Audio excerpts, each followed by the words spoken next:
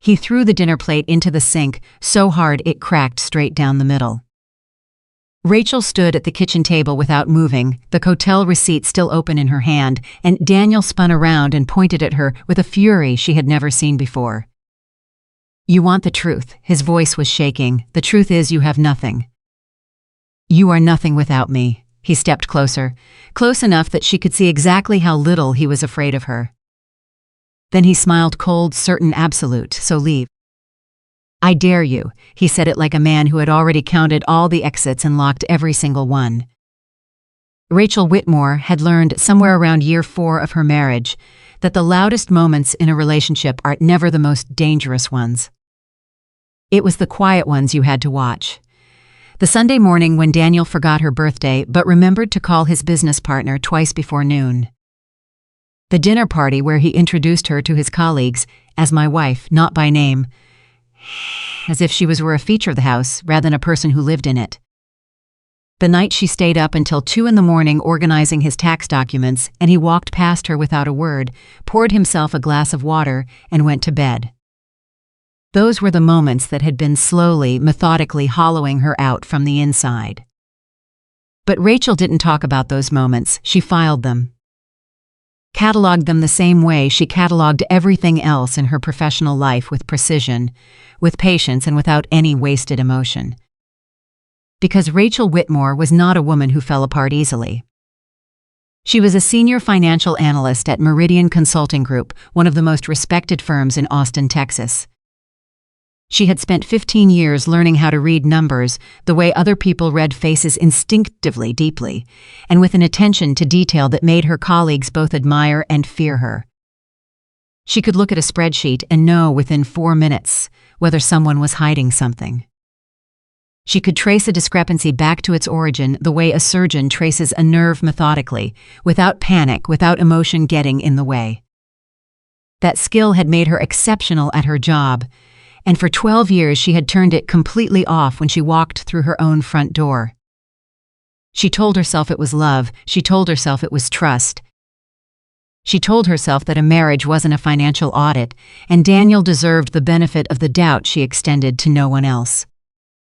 But the truth she had been carefully not looking at for longer than she cared to admit, was that she'd been afraid of what she would find.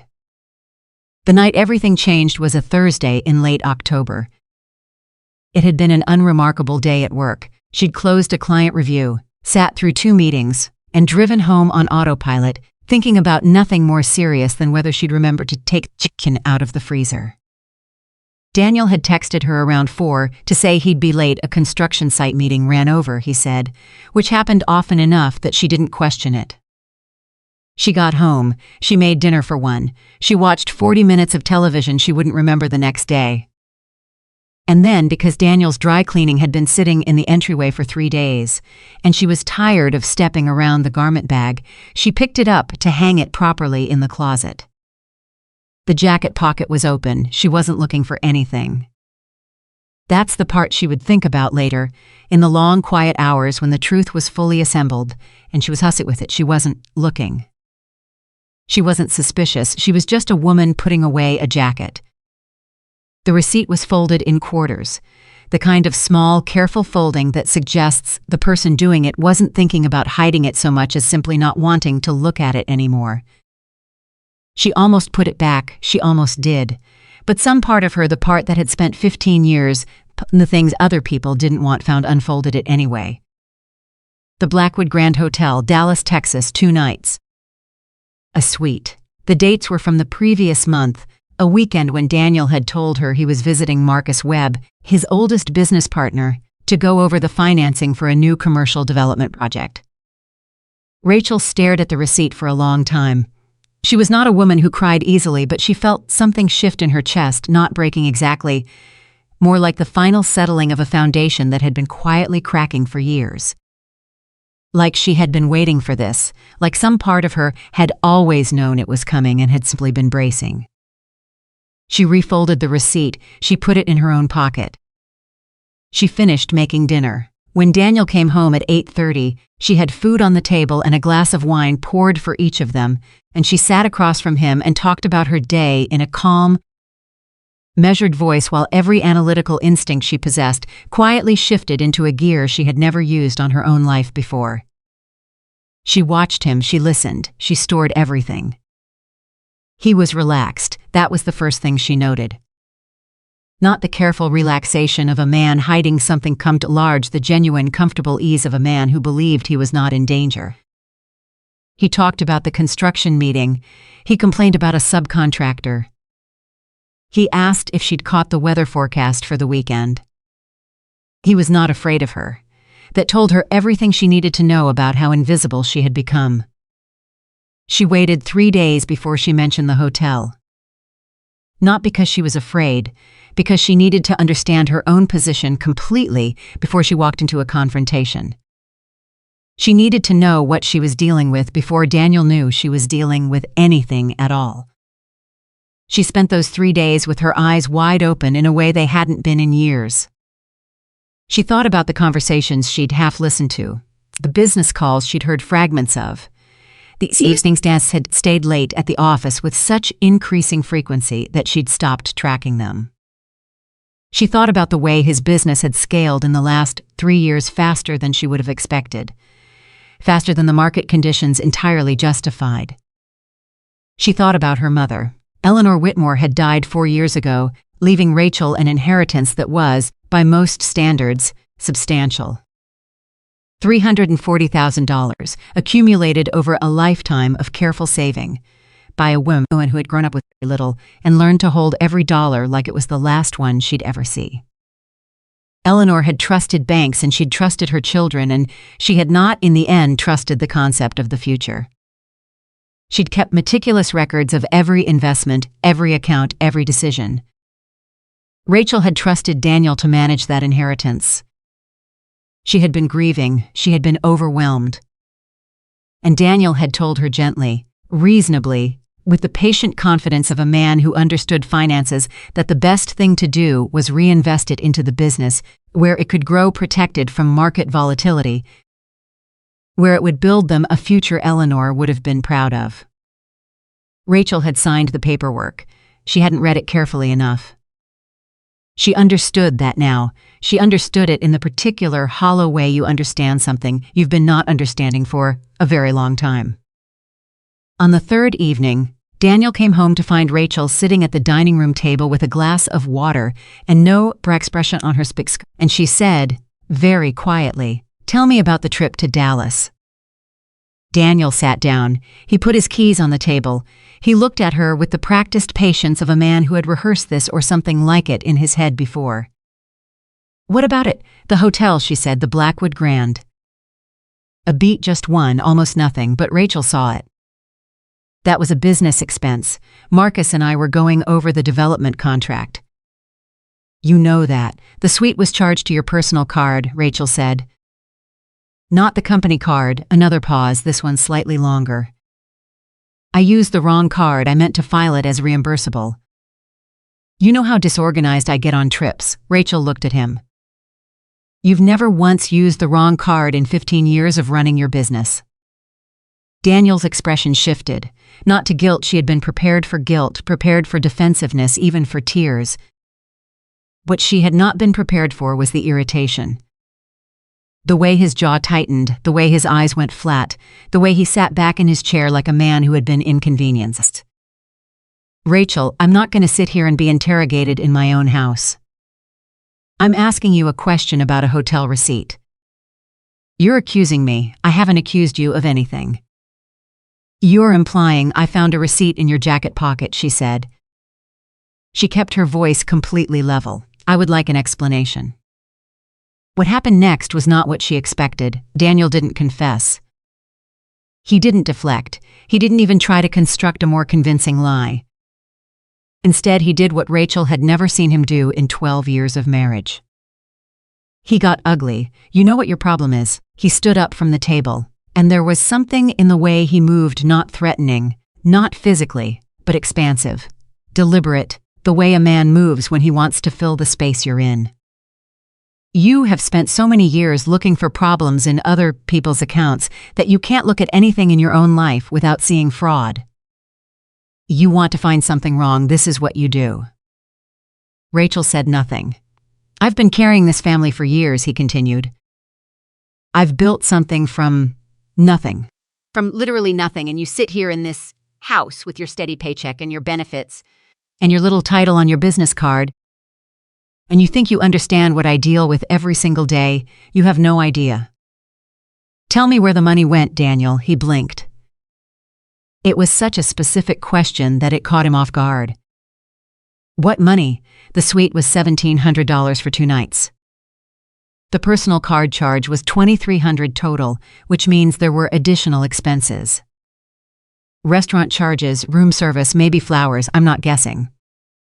"I'm asking." Daniel stared at her, and in that stare, Rachel saw something she had not expected to find, not guilt, not fear, but calculation.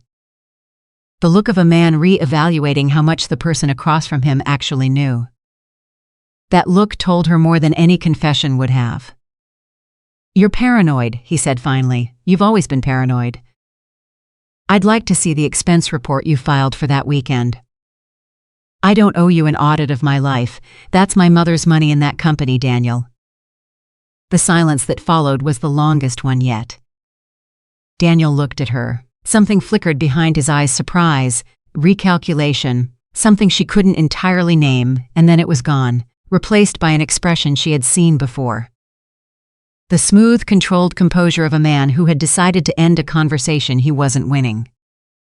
"If you're unhappy," he said, "you should leave." He said it quietly, almost gently, the way she'd say something you believed was true and harmless. "If this marriage isn't enough for you, if I'm not enough for you, then leave. Nobody's keeping you here." And then he smiled. That was the part she would remember long after everything else faded. The smile, not cruel exactly, but certain. The smile of a man who had just offered a door he was absolutely confident she would never walk through. Rachel looked at her husband. She looked at the smile. And she felt, for the first time in a very long time, something clarify inside her like a lens coming into focus. She didn't say anything. She picked up her glass of water, finished it, rinsed it in the sink, and went upstairs. Daniel called after her once, a half-hearted Rachel, the kind of word that wasn't quite an apology and wasn't quite a question. She didn't answer. She closed the bedroom door behind her, sat on the edge of the bed in the dark, and for exactly 11 minutes, she knew because she watched the clock, she allowed herself to feel the full weight of what she was looking at. 12 years, a mother's inheritance, a man who had just offered her freedom like it was a dare. After 11 minutes, she opened her laptop and Rachel Whitmore went to work. She started where she always started, with what she knew for certain. Daniel's construction company, Whitmore Development LLC, had been incorporated 7 years ago with an initial investment of $420,000. She remembered that number. She had signed the documents. She had believed at the time that her portion of that initial investment was $120,000 from their joint savings. She had never questioned where the rest came from.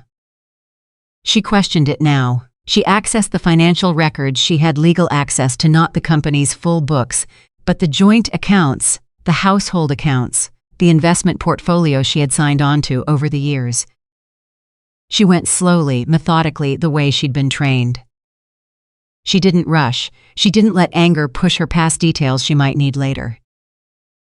She found in the first hour was enough to keep her awake until 3 in the morning. There were transfers she didn't recognize, not large ones, nothing so obvious that it would raise an immediate flag in a casual review.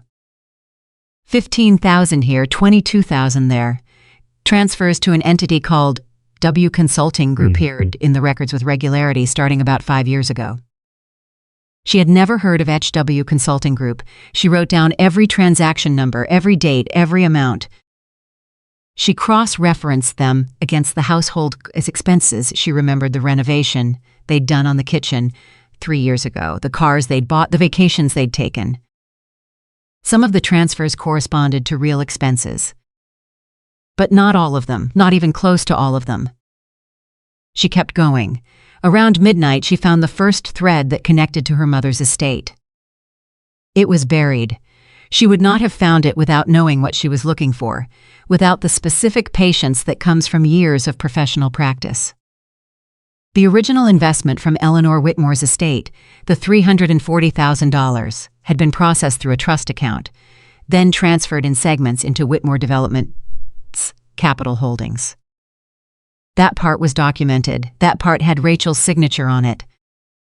But 18 months after those funds were deposited into the company's capital account, a portion of them, $160,000, had been redesignated. Not removed, redesignated, reclassified as a shareholder loan from a private individual rather than a capital investment from Rachel. Which meant that on paper, Rachel's ownership stake in the company was significantly smaller than she had believed. And the private individual the loan was attributed to. HW Consulting Group. Rachel sat very still for a long time. She thought about the name HW. The initials meant nothing to her immediately, but she knew they would. She had learned over her career that people who hide money rarely hide it under completely unrecognizable names. There was always a connection, always a thread. She didn't pull it that night. She wasn't ready. She closed her laptop, lay down on top of the covers in her clothes, and stared at the ceiling while Daniel slept 3 feet away from her, breathing slowly, completely unaware that the ground beneath him had just shifted. She did not sleep. She was not angry, not yet, or not in the way anger usually presents. She felt something colder than anger, something more purposeful. The same feeling she got in the early stages of a major audit, when she began to understand that what she was looking at was not a mistake but a decision. A series of decisions, made deliberately over time by someone who believed they were smarter than the person who would eventually be reading the records. She had caught people like that before. She was very good at it. In the morning, she got up before Daniel, showered, dressed, made coffee, and went to work exactly on time. Daniel texted her at 9:15. Last night got heated.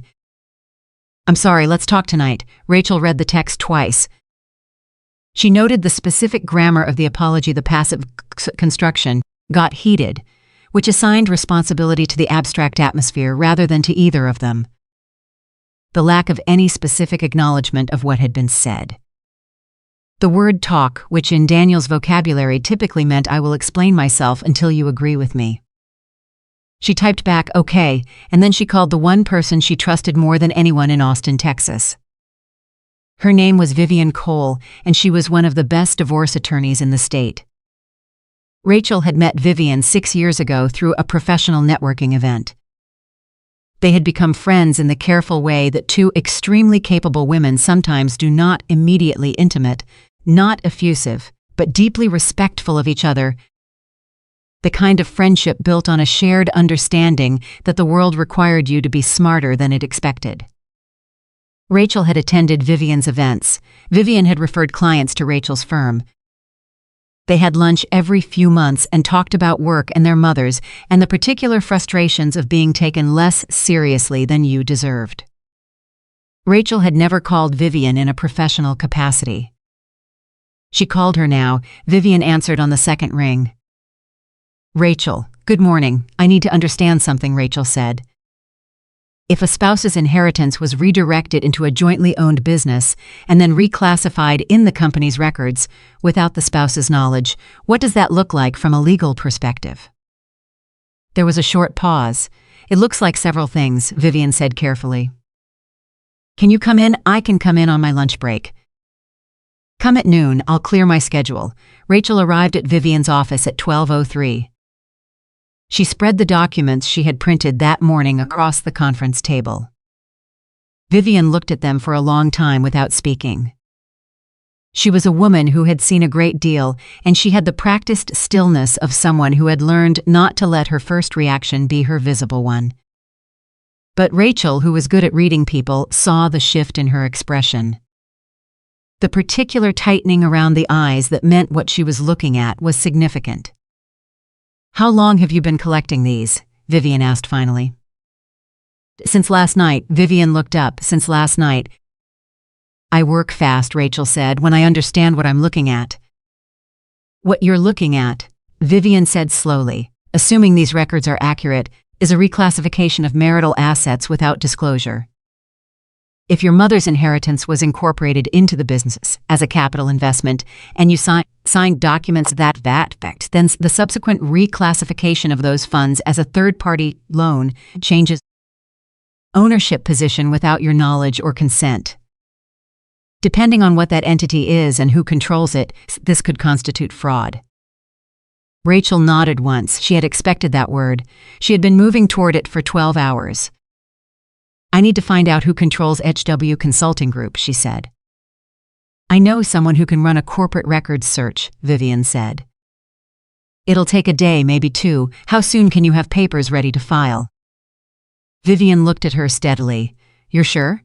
Rachel thought about the smile. The certain comfortable smile of a man who believed she had nowhere to go.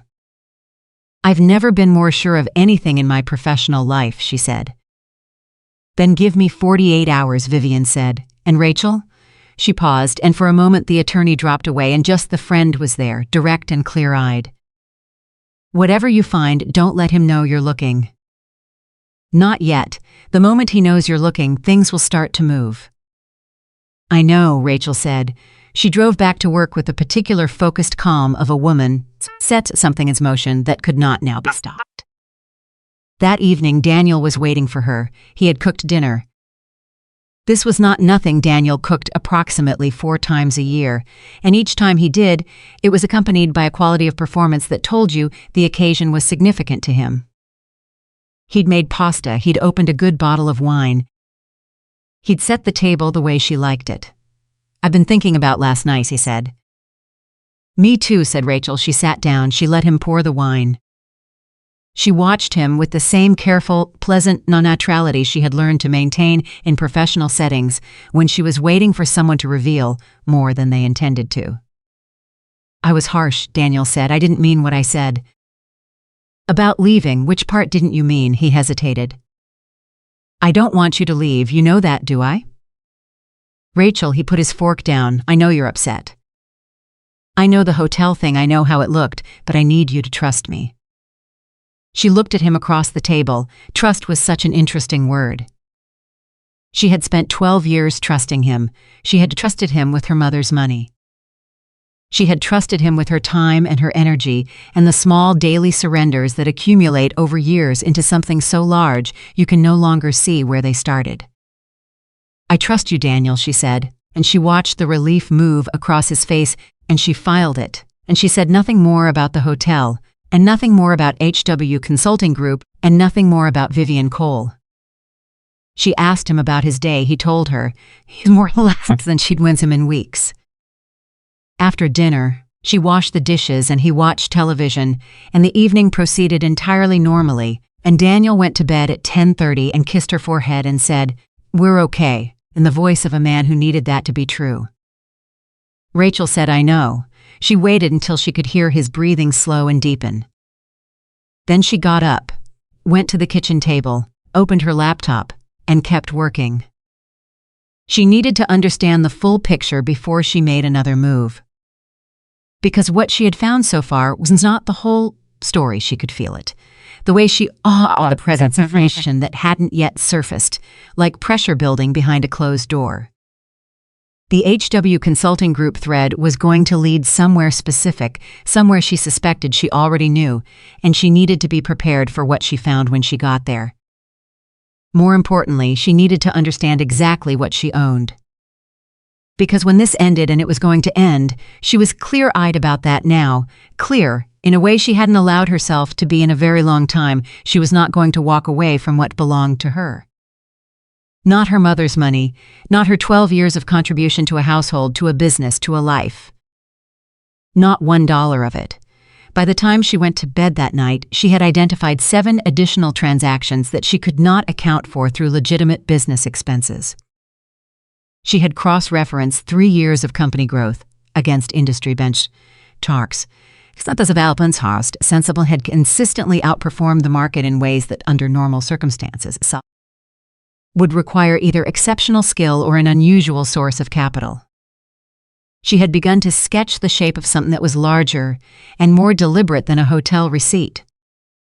The next morning, Vivian's paralegal called with preliminary findings on HW Consulting Group. Rachel listened to the information in her car, in the parking garage at her office, with the engine still running. She listened without speaking until the very end, and then she said, "Say that name again." The paralegal repeated it. Rachel sat with it for a long moment. Lauren Hayes, HW Consulting Group. Hayes Lauren, the initials reverse, the name split. Simple enough that it was almost elegant, obvious enough once you knew to look that it was almost insulting. Lauren Hayes was 29 years old. She had a business administration degree from the University of Texas. She had been employed by Whitmore Development LLC for the past 4 years in a role described on the company's organizational chart as Business Development Associate. She was also, according to the corporate filing for HW Consulting Group, the sole registered owner of the company. The same company that held on paper a controlling loan position over $160,000 of money that had originally belonged to Eleanor Whitmore. Rachel thanked the paralegal. She sat in her car for 3 more minutes. She thought about Daniel's smile, the certainty in it. The complete, comfortable certainty of a man who had arranged the world around himself so carefully that he genuinely could not imagine it falling.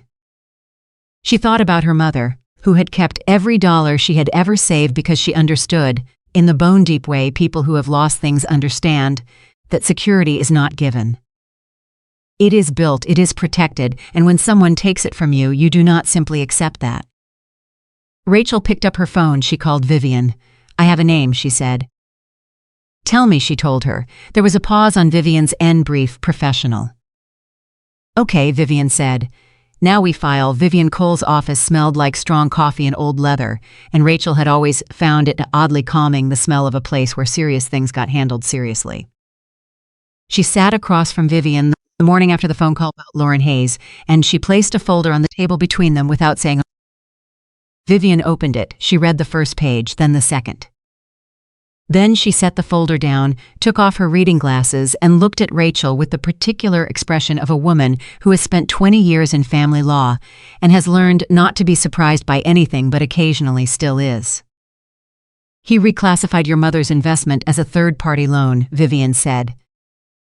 "And the third party is a company owned by the woman he's been seeing."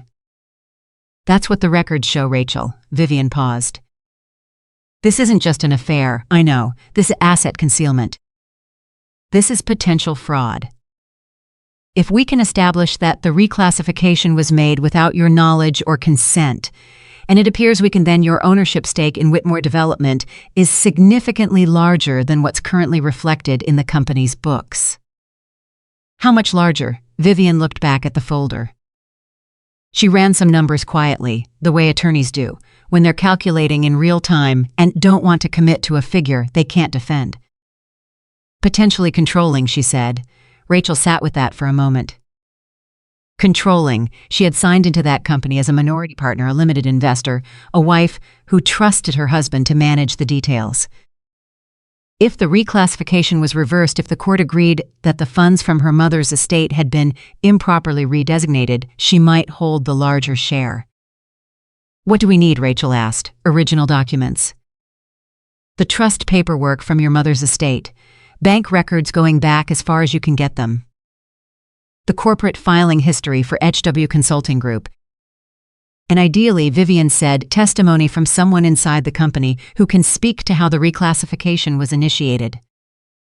Someone other than Daniel. Someone other than Daniel." Rachel nodded slowly. She was already thinking about who that might be. She was already sorting through names, through faces, through every conversation she could recall about Daniel's business operations. She was already, without quite realizing it, building a case. "How long do I have before he suspects something?" she asked. "How is he behaving at home?" "Normal," Rachel said. "He thinks we're fine. He thinks I accepted his apology and moved on." "Then you have a window," Vivian said. "Don't waste it." Rachel did not waste it. She went to work that afternoon and requested a meeting with her firm's senior partner, a sharp and careful man named Gerald Ostrowski, who had known Rachel for 11 years and had never once seen her make an emotional decision.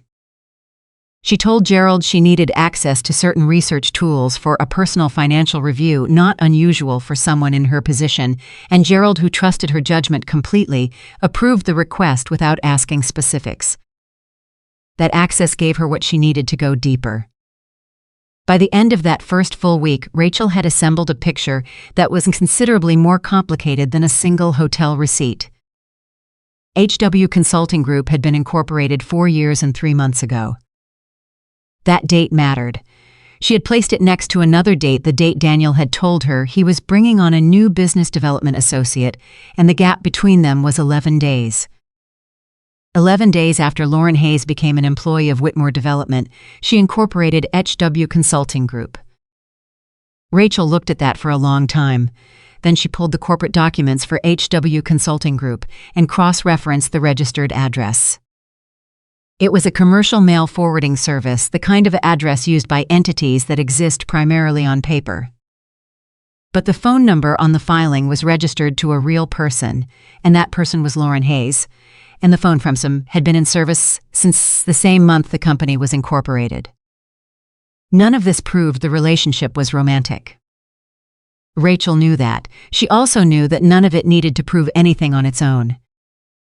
Each thread she found was a thread. The picture would emerge from all of them together. She was still looking, 8 minutes in audience retention hook. On Thursday evening, Rachel was sitting at the kitchen table long after Daniel had gone to bed, working through a set of company expense reports she had obtained through the joint filing portal they shared for their household accounting. She had been at it for 2 hours. She was tired in the way that comes from sustained concentration, rather than physical effort, the kind of tired that sits behind your eyes. And then she found something that stopped her completely. A line item in the company's travel expenses from 14 months ago. A conference in San Antonio, legitimate enough, Daniel attended industry events regularly. Hotel charges, meal expenses, the usual categories. But at the bottom of the expense report, filed under miscellaneous client entertainment, was a charge from a jewelry store. $1,840 filed as a business expense. Rachel stared at that number. She thought about the earrings she had mentioned wanting for her birthday, the previous year, simple ones, nothing extravagant, the kind she'd pointed out in a catalog and then mentioned once in passing, hoping he'd noticed. He hadn't gotten them. He'd given her a gift card to a spa she'd gone to exactly once. $1,840, client entertainment. She photographed the document. She added it to the folder she was building. And she felt something change in her chest, not the cold, analytical clarity she had been maintaining carefully for the past week, but something older and rawer than that. Something that had been waiting underneath the professionalism for a very long time. She closed the laptop. She sat in the quiet of the kitchen and let herself feel it for exactly 5 minutes, the way she had allowed herself 11 minutes on the first night. She gave grief its time, and then she pulled it back, because grief was not useful right now, and she had learned, over the course of her life, to be economical with things that cost energy she needed elsewhere. Then she opened the laptop again and kept going. She found the next thread on Friday morning. She had been reviewing the company's vendor list, a list she had legal access to as a recorded co-investor in the business, and she was cross-referencing vendor payments against industry standard rates for the services billed. Most of them were unremarkable, but one vendor name appeared 3 times in an 8-month period, billing for what was described as strategic consulting services, and the amounts were substantial. $40,000, $35,000. $28,000, $103,000 to a vendor called Apex Strategic Partners. Rachel ran a corporate search on Apex Strategic Partners.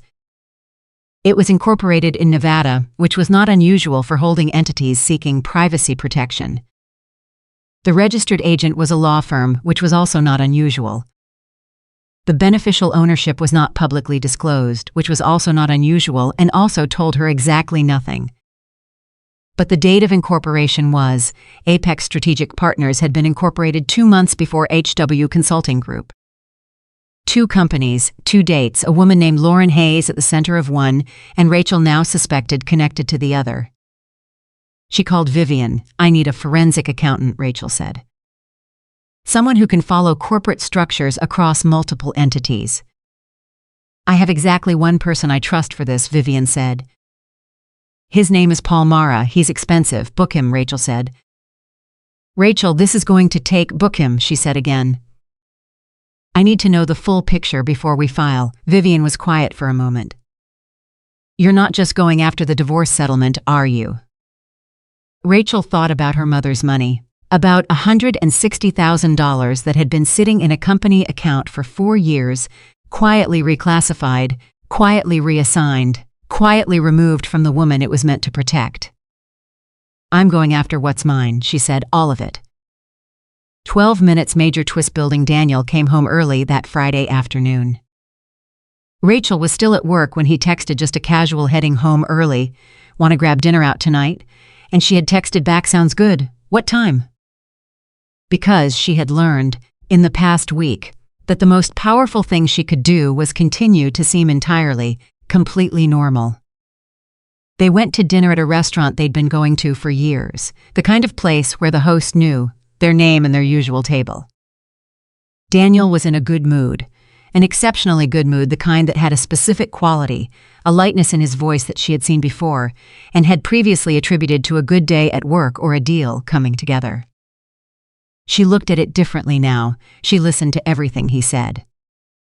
She asked easy questions and let him talk, because Daniel loved to talk when things were going well, and she needed to understand what he considered going well at this exact moment in time. He talked about a new development project, a commercial complex on the east side of Austin that would be, he said, the largest project Whitmore Development had ever undertaken. He talked about the financing structure.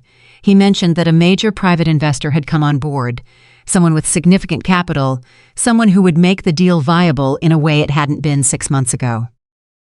Rachel kept her face pleasant. She asked the name. Guy named Victor Hargrove, Daniel said. He runs a private equity group out of Houston. Old money, serious connections. This is the kind of partnership that changes everything, Rachel. I mean it. This time next year we'll be looking at something completely different. Rachel nodded. She said it sounded exciting. She asked the right questions in the right tone. And the whole time she was doing it, she was thinking about what $160,000 of her mother's money looked like inside a deal structure designed to make a man look wealthier than he was. She was thinking about what happens to an investor like Victor Hargrove when he discovers the company he's partnered with has undisclosed liabilities. She was thinking about timing. After dinner, Daniel held her hand on the walk to the car. She let him. He told her he was glad they were okay. She told him she was glad too. He believed her. That was the part that should have felt like a victory and didn't. The following Monday, Rachel met Paul Mara for the first time. He was slight, quiet man in his mid-50s, the kind of person who looked like he belonged in a library rather than a courtroom, but whose reputation for financial forensics was, according to Vivian, unparalleled in the state of Texas. He asked Rachel very few personal questions. He asked her a great many specific technical questions about the documents she had assembled. He took notes in a careful, cramped handwriting that looked like it had been optimized for efficiency rather than legibility. When she finished laying out what she had, Paul looked at his notes for a long moment. You said the reclassification happened approximately 18 months after the original investment was he said. That's what the records show. And in the 18 months between the deposit and the reclassification, were there any amendments to the original partnership agreement?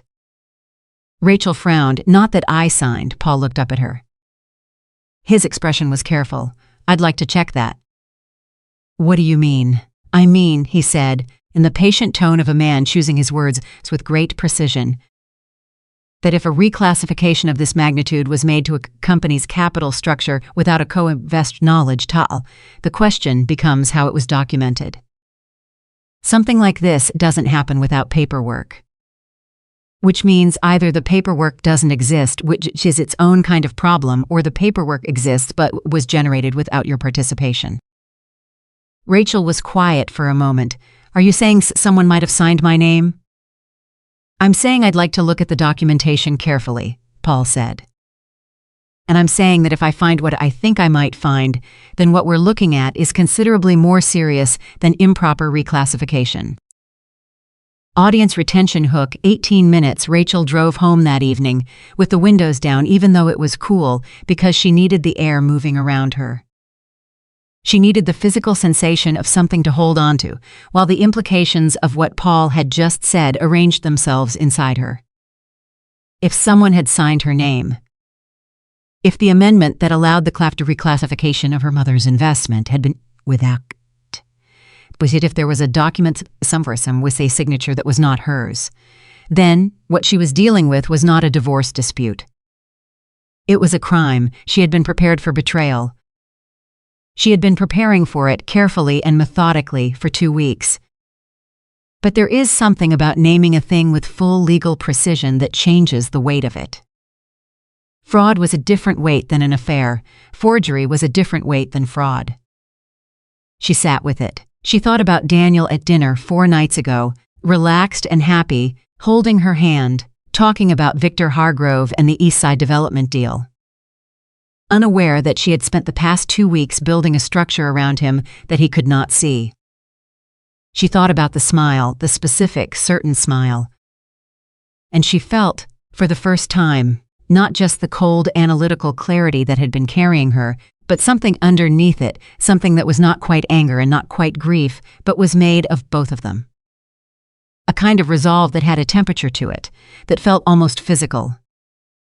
She was going to find everything, every dollar, every document, every thread, and when she was done, there would not be a single thing Daniel Whitmore could point to and claim as his that was not entirely, unambiguously his. Paul Mara called her 3 days later. "I found the amendment," he said. Rachel's hand tightened on the phone. "And the signature on the amendment doesn't match your signature on the original partnership agreement," Paul said. "I've run a basic comparison against 3 other documents you signed during the same period. The inconsistencies are significant." Rachel closed her office door. She sat down. She made herself breathe. "How significant?" "Significant enough that I'd recommend having a handwriting expert look at it," Paul said. "But Rachel, I want to be direct with you. What I'm looking at looks deliberate. This wasn't sloppiness. Someone thought about this." "I know," Rachel said. "Do you want me to continue?" "Yes," she said. "I want you to go back as far as you can. Every entity, every account, every transaction, I want the complete picture. It's going to take another week, maybe 2, then take 2 weeks," she said. "Do it right." She hung up and sat in her office with the door closed for a long time. She thought about the conversation she'd had with Vivian.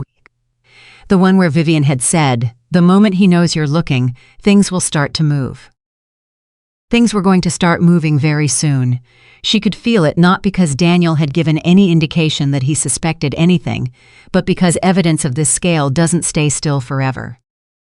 People talk, records get accessed, patterns become visible from unexpected angles. She needed to be ready before he was. That evening, Rachel did something she had been putting off for personal reasons. She called her sister, Caroline Whitmore. She had kept Daniel's name after her own divorce 5 years ago.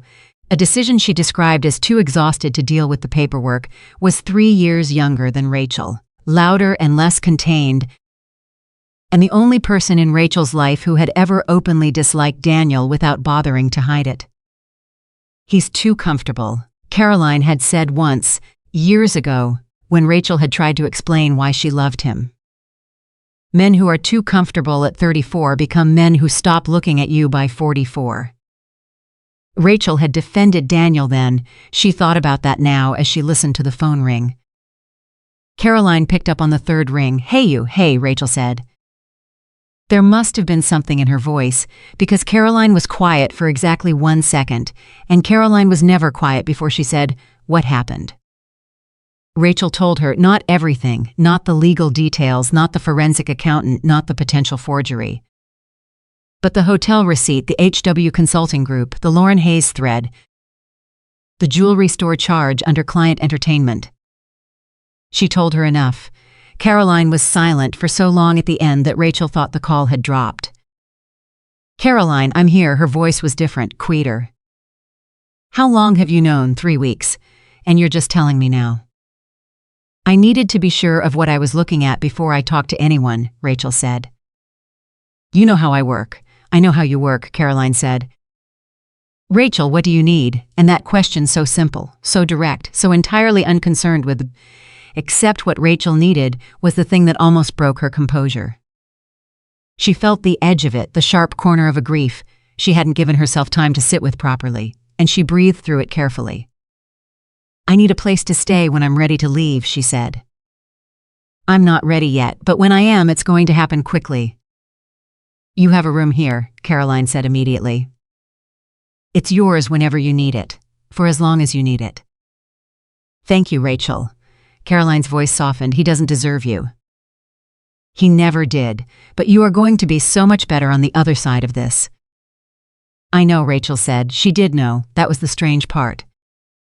The part she had not fully expected when this began. She had thought the discovery of the full extent of Daniel's betrayal would devastate her. She had braced for devastation. What she found instead was clarity.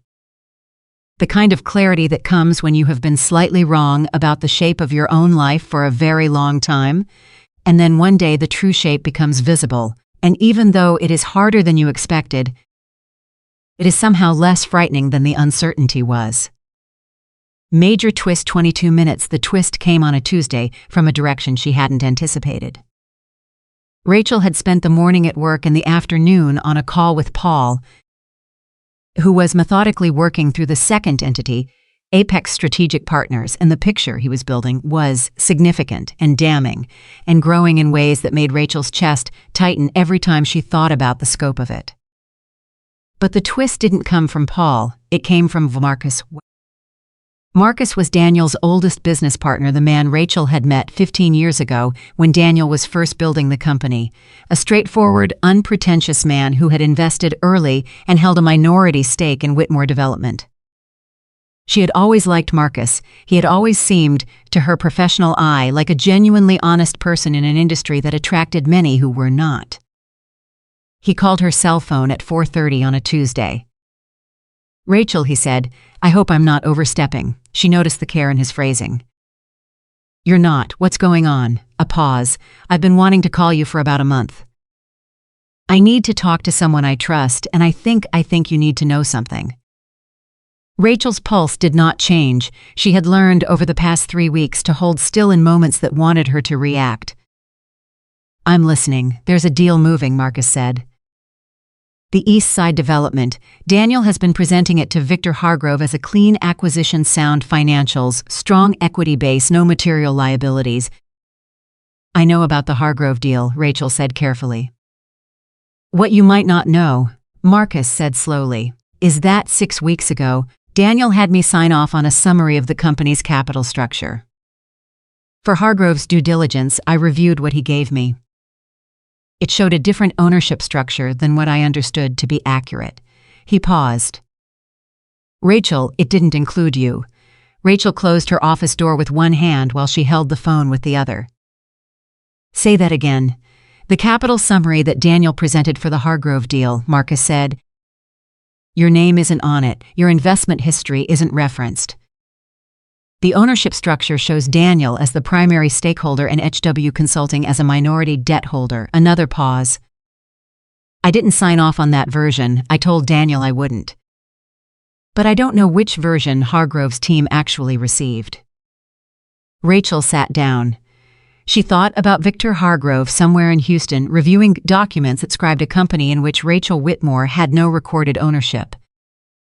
Documents that had been curated, specifically and deliberately, to present a capital structure that served Daniel's purposes and erased her completely. Marcus, she said, would you be willing to put that in writing? A long beat. Yes, he said. Thank you, Rachel said. I'm going to need you to speak with my attorney. After she hung up, Rachel sat in her office and let the full weight of what she had just learned settle around her. Daniel was not just hiding an affair. He was not just hiding the reclassification of her inheritance. He was actively constructing a false picture of the company's ownership structure to secure a major investment deal. A deal that, if it closed with fabricated documentation, would create a legal situation of extraordinary complexity. A deal that had the potential, depending on how it was structured, to remove Rachel from any legitimate claim to the company's assets. The timeline was what mattered now. She didn't know when the Hargrove deal was scheduled to close. She needed to know before it did. She called Vivian. "We need to accelerate," Rachel said without preamble. "What happened?" she told her. Vivian was quiet for a moment. "Marcus Webb is willing to testify. He said he'd speak with you." "Rachel." Vivian's voice shifted into something recognized as controlled urgency. "If this deal closes before we file, it creates a significantly more complicated legal landscape. We need to move. How quickly can you file?" "Give me 48 hours, Vivian said. "I'll have the petition ready, and I'm going to contact Hargrove's legal team directly." "What?" "If they're reviewing a capital summarily that materially misrepresents the company's ownership structure, they have a right to know that before they complete due diligence." "That's not interference, that's disclosure of a material fact." Vivian's voice was precise and absolutely steady. "It also," she added, "stops the deal." Rachel thought about Daniel at dinner, holding her hand, talking about how this time next year everything would be different. "Do it," Rachel said. She drove home that evening for what she was beginning to understand might be one of the last times she would pose as a woman who was only pretending that everything was fine. Daniel was already home. He was on the phone in his office, and she could hear fragments of the conversation. As she set her bag down, in the entryway words like timeline and Hargrove and ready by Friday, and she listened for a moment, and then she walked past the door and up the stairs and into the bedroom and stood there in the silence. Friday, the deal was moving. By Friday, Vivian had 48 hours. Rachel looked at the closet. She looked at the suitcase on the shelf above the hanging clothes, the good one, the one she used for travel. Dark blue with a silver latch. She didn't touch it yet, but she looked at it. She thought about Caroline's voice on the phone. "You have a room here. It's yours whenever you need it." She thought about her mother's money, reclassified and redirected, and turned into a tool for a man to build something new while his wife's wife stood in a house that was slowly becoming a fiction. She thought about the smile, and she made a decision. Not the decision to leave that had already been made. 3 weeks ago, in the 11 minutes she sat in the dark on the edge of the bed. But a different decision, a decision about when, not yet. But soon enough that Daniel would not see it coming.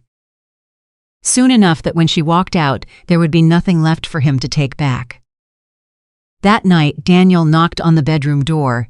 While she was reading, he had learned to knock, a habit acquired over years of Rachel's clearly communicated need for quiet space, and he came in and sat on the edge of the bed and said, "Victor Hargrove is coming to Austin on Friday. I'd like you to come to dinner." Rachel looked at him over the top of her book. "He's bringing his wife," Daniel said. "It would mean a lot to me." "You know how to talk to people, Rachel. You always make these dinners easier." She looked at her husband. She looked at the face she had known for 15 years, the particular way he held his jaw when he was managing something. The ease he projected that she now understood was not ease as at all, but the practiced confidence of a man in the middle of a plan he believed was foolproof. "Of course," she said. "What time?" Daniel smiled. "Relieved 7, that Italian place on Congress." "I'll be there," she said. He kissed her forehead. He said good night. He closed the door. Rachel set her book down. She picked up her phone and texted Vivian 3 words. "Deal closes Friday." Vivian's reply came 40 seconds later. "Filing tomorrow morning." Rachel set the phone face down on the nightstand. She picked her book back up, found her place, and read 4 more pages with perfect concentration. Then she turned off the light, and in the dark for the first time in 3 weeks, she slept. Vivian filed at 9:14 on Thursday morning. Rachel was at her desk at Meridian when her phone buzzed with the confirmation text, and she read it twice, then set the phone face down and went back to the client report she was reviewing, because there was nothing to do now but wait. And Rachel Whitmore had learned a long time ago that waiting is not the same as stillness. You can be moving in 6 directions at once while your face shows nothing at all. The petition cited improper reclassification of marital assets, undisclosed financial entities with direct connection to a third party in an extramarital relationship, potential forgery of partnership amendment documentation, and material misrepresentation of the company's capital structure in connection with an active investment solicitation. Vivian had been precise and thorough, and she had not softened a single word of it because Vivian Cole did not believe in softening things that needed to land hard. Alongside the filing, she had sent a formal notice to Victor Hargrove's legal team in Houston. The notice did not accuse anyone of anything. It simply informed Hargrove's counsel that the capital structure of Whitmore Development LLC was currently the subject of legal proceedings, and that any investment decision made prior to the Resultatsauslösung would be made with incomplete information about the company's true owner composition. That was all it said. It was enough. Rachel knew it was enough because she had spent 15 years watching what happened to deals when a single piece of inconvenient information arrived at the right moment. Investors did not take risks they could have avoided. That was the first rule of money. The second rule was that the moment a deal touched anything resembling active litigation, it stopped moving. The Hargrove deal stopped moving at approximately 11:30 Thursday morning. Rachel knew this because Daniel called her at 11:34. She let it ring twice before she answered. "Hey," she said. "Calm, easy, where are you?" His voice was different. Not angry, yet something tighter than angry. See, something with more compressed force behind it, like pressure building against a sealed valve. "At work. What's going on? I need you to come home." "Daniel, I'm in the middle of Rachel." The word came out flat and hard. "Come home." She paused exactly long enough to seem like she was making a decision. "I'll be there by 1. She called Vivian from the parking garage. "He knows," she said. "The filing is public record as of this morning." His attorney would have notified him within the hour. Vivian's voice was measured. "Are you safe?" "Yes." Rachel didn't hesitate. Daniel's not that kind of angry. "What kind is he?" "The kind that needs to win," Rachel said.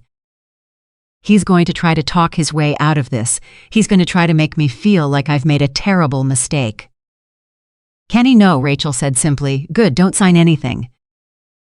Don't agree to anything. If he becomes aggressive, leave." "Call me from the car." "I know," Rachel said. "I've got it." She drove home. Daniel was standing in the living room when she walked in, and she could read the state of him the way she read financial documents quickly, completely, noting everything. His jacket was still on, which meant he'd come straight home without stopping.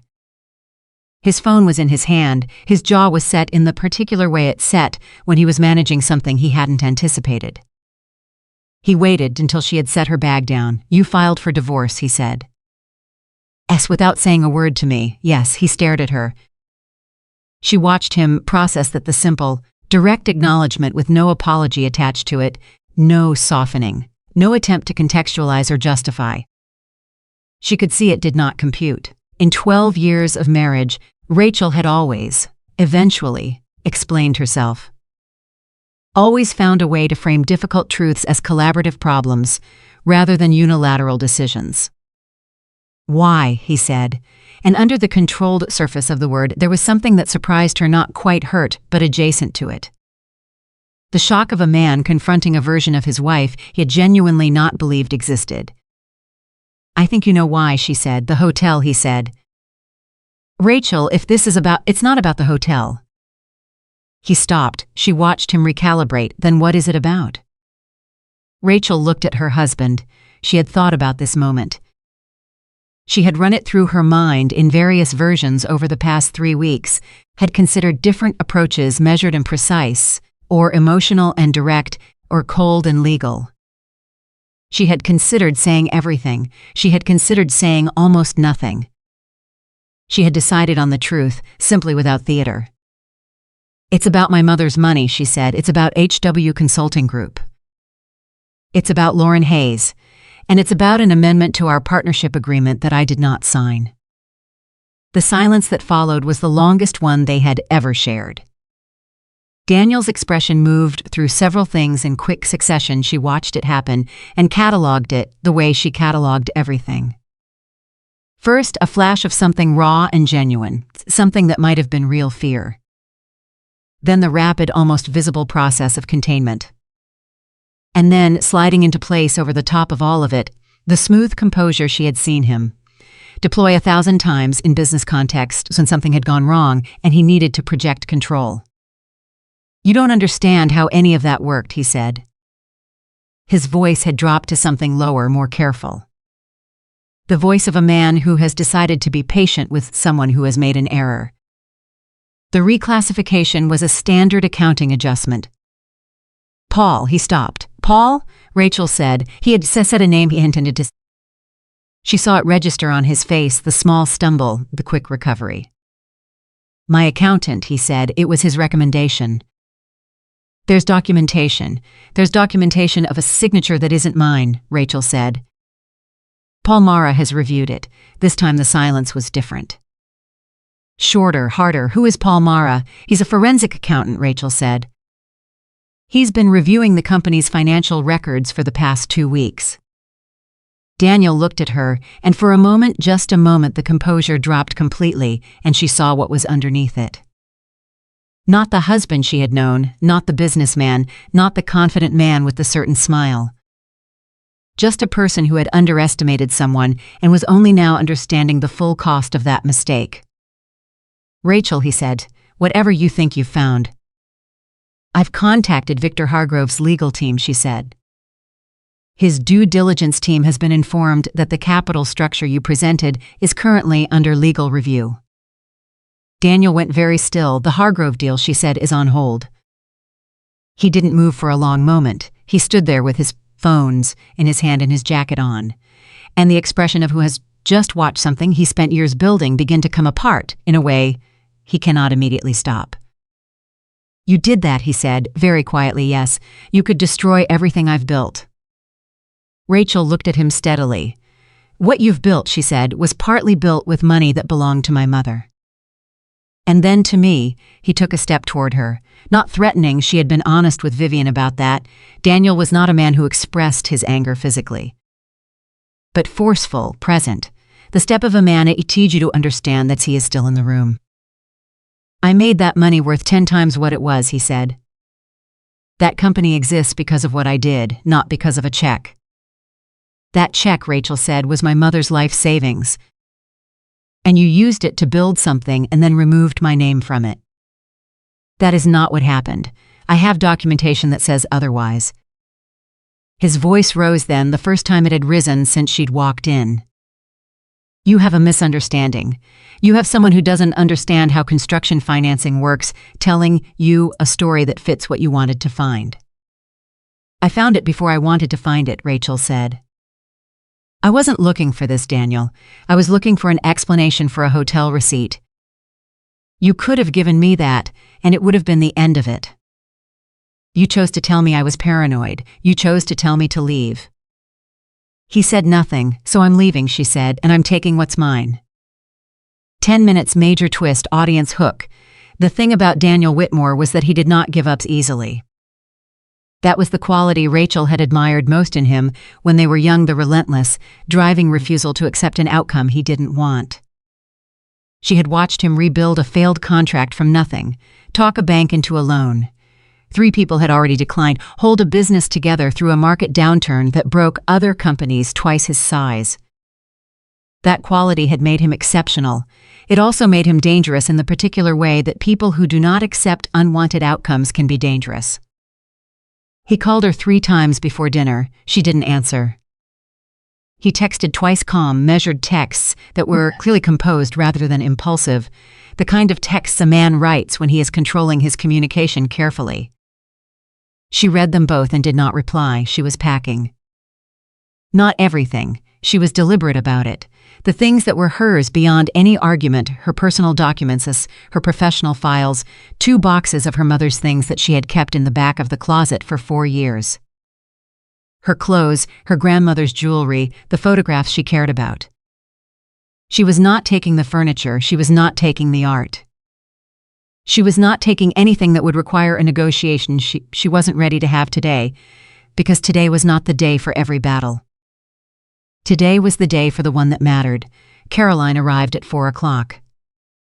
She knocked on the door and Rachel let her in, and Caroline looked at her sister, really looked at her, the way you look at someone you're afraid might be falling apart, and Rachel looked back at her steadily, and Caroline's face did something complicated, and then settled. "You're okay," Caroline said. "Not a question, I'm okay," Rachel said. "You don't look like someone whose life is falling apart." "My life isn't falling apart," Rachel said. "My marriage is." "Those aren't the same thing." Caroline looked around at the careful, organized staging of departure, the boxes, the suitcase open on the bed, the systematic precision of it all. "Did he know you were going to do this today?" "He knows I filed." "He doesn't know I'm leaving today. What time is he usually home?" 6, sometimes 6:30. Caroline looked at the clock. "Then let's be done by 5:30. They moved through the house together, quiet and efficient, and Rachel was grateful in a way she could not articulate that Caroline did not cry and did not editorialize, and did not say any of that would have cost Rachel the composure she needed to hold. Caroline simply helped. She carried boxes, she wrapped things carefully. She asked this one, or leave it, with minimal fuss. At one point, standing in the bedroom with a box half filled, Caroline said quietly, "Mom would be proud of you." Rachel stopped for a moment, just a moment, then she kept packing. Daniel's car pulled into the driveway at 5:48. Rachel was in the kitchen. She had stayed deliberately. She had asked Caroline to wait in the car with the last of the boxes because she needed to do this part alone, and because she understood, on some level she hadn't fully articulated even to herself, that she owed him this. Not an explanation she had given him that, but her presence. The confirmation that she was doing this herself, knowingly, with complete intention. He came in through the garage door and stopped when he saw her. He looked at her face, then at the kitchen, the things missing from it, the small absences that tell you something has been removed. "Rachel," his voice was very quiet, "what did you do?" "I packed what I needed," she said. "I'm leaving tonight." He crossed the kitchen in 3 steps and stood in front of her. Close, not touching her. "You can't do this, I'm doing it. The kids at the office are going to see the filing. My partners are going to see the filing. Marcus is going to—" He stopped. A thought crossed his face. "Did you talk to Marcus?"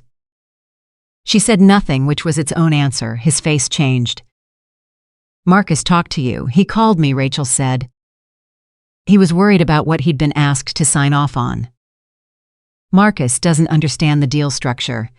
He understood it well enough not to sign the version you showed Hargrove," Rachel said. Daniel turned away from her. He put both hands on the kitchen counter and stood there with his back to her, and she could see, in the set of his shoulders, in the rigidity of his posture, the enormous effort of a man trying to keep himself together. "What do you want?" he said finally, to the counter. "To the wall, not to her. I want what's mine," Rachel said. "My mother's investment properly accounted for, my share of the marital assets." A dissolution of this marriage. He turned around. His eyes were red at the edges, not from crying, she didn't think, but from the pressure of whatever he was holding back. "And Lauren?" It was the first time he had said the name. Rachel looked at him. "What about her?" "I'll end it," he said. "If that's what this is about, I'll end it. Rachel, we can work through this. Whatever you found, whatever Paul, whatever his name is, told you, we can sit down with actual lawyers and actual accountants and straighten it out. It doesn't have to be this. It was this before I found the receipt," Rachel said. "I just didn't know it yet." He flinched. She hadn't expected that. The small, involuntary physical response to a truth delivered at close range. "You mean that?" he said. "Yes. You've been done for longer than you're telling me." "No," she said. "I've been invisible for longer than either of us wanted to admit." "That's different." He stared at her, and in his eyes, underneath the desperation and the calculation and the particular pride of a man who cannot stand losing, she saw something else. Something she hadn't expected. Recognition. As if the version of her he was looking at right now was one he had always known was there and had, for his own reasons, chosen not to acknowledge. "I made mistakes," he said. The words came out like something dragged up from a depth, heavy with the effort of the retrieval. Yes, Rachel said. I can fix them, some of them, she said. In court with attorneys, that process has already started. Rachel, I'm leaving, Daniel, and she picked up her bag. She walked to the door, she put her hand on the frame. Behind her, she heard him make a sound low and brief and not quite formed, the sound of a word that didn't make it all the way out. She walked through the door, 18 minutes audience retention hook. Caroline was parked at the end of the driveway with the engine running, and Rachel got into the passenger seat and closed the door. And Caroline looked at her, and Rachel looked straight ahead and said, "Drive." Caroline drove. They were 3 blocks away before either of them spoke. "Are you okay?" Caroline said. Rachel thought about that seriously. The way she thought about everything, not the reflexive "I'm fine" that had been her default for years, but the actual question. Was she okay? What did okay mean tonight, with her boxes in the back of her sister's car, and 12 years of her life in a house that was already behind her? "Yes," she said finally. "I think I actually am." She called Vivian from the car. "I'm out," she said. "Good," Vivian said. "His attorney called me this afternoon. They want to negotiate, of course they do. The Hargrove situation is causing pressure. They know we have the capital structure documentation and the Marcus Webb statement. They're going to want to settle. On what terms?" "That's what we need to decide," Vivian said. "Can you come in tomorrow morning?" 8 o'clock, Rachel said. She slept that night in Caroline's guest room on a mattress that was slightly too soft and in a room that smelled faintly of the lavender candles Caroline burned compulsively, and she lay in the dark and thought about nothing in particular.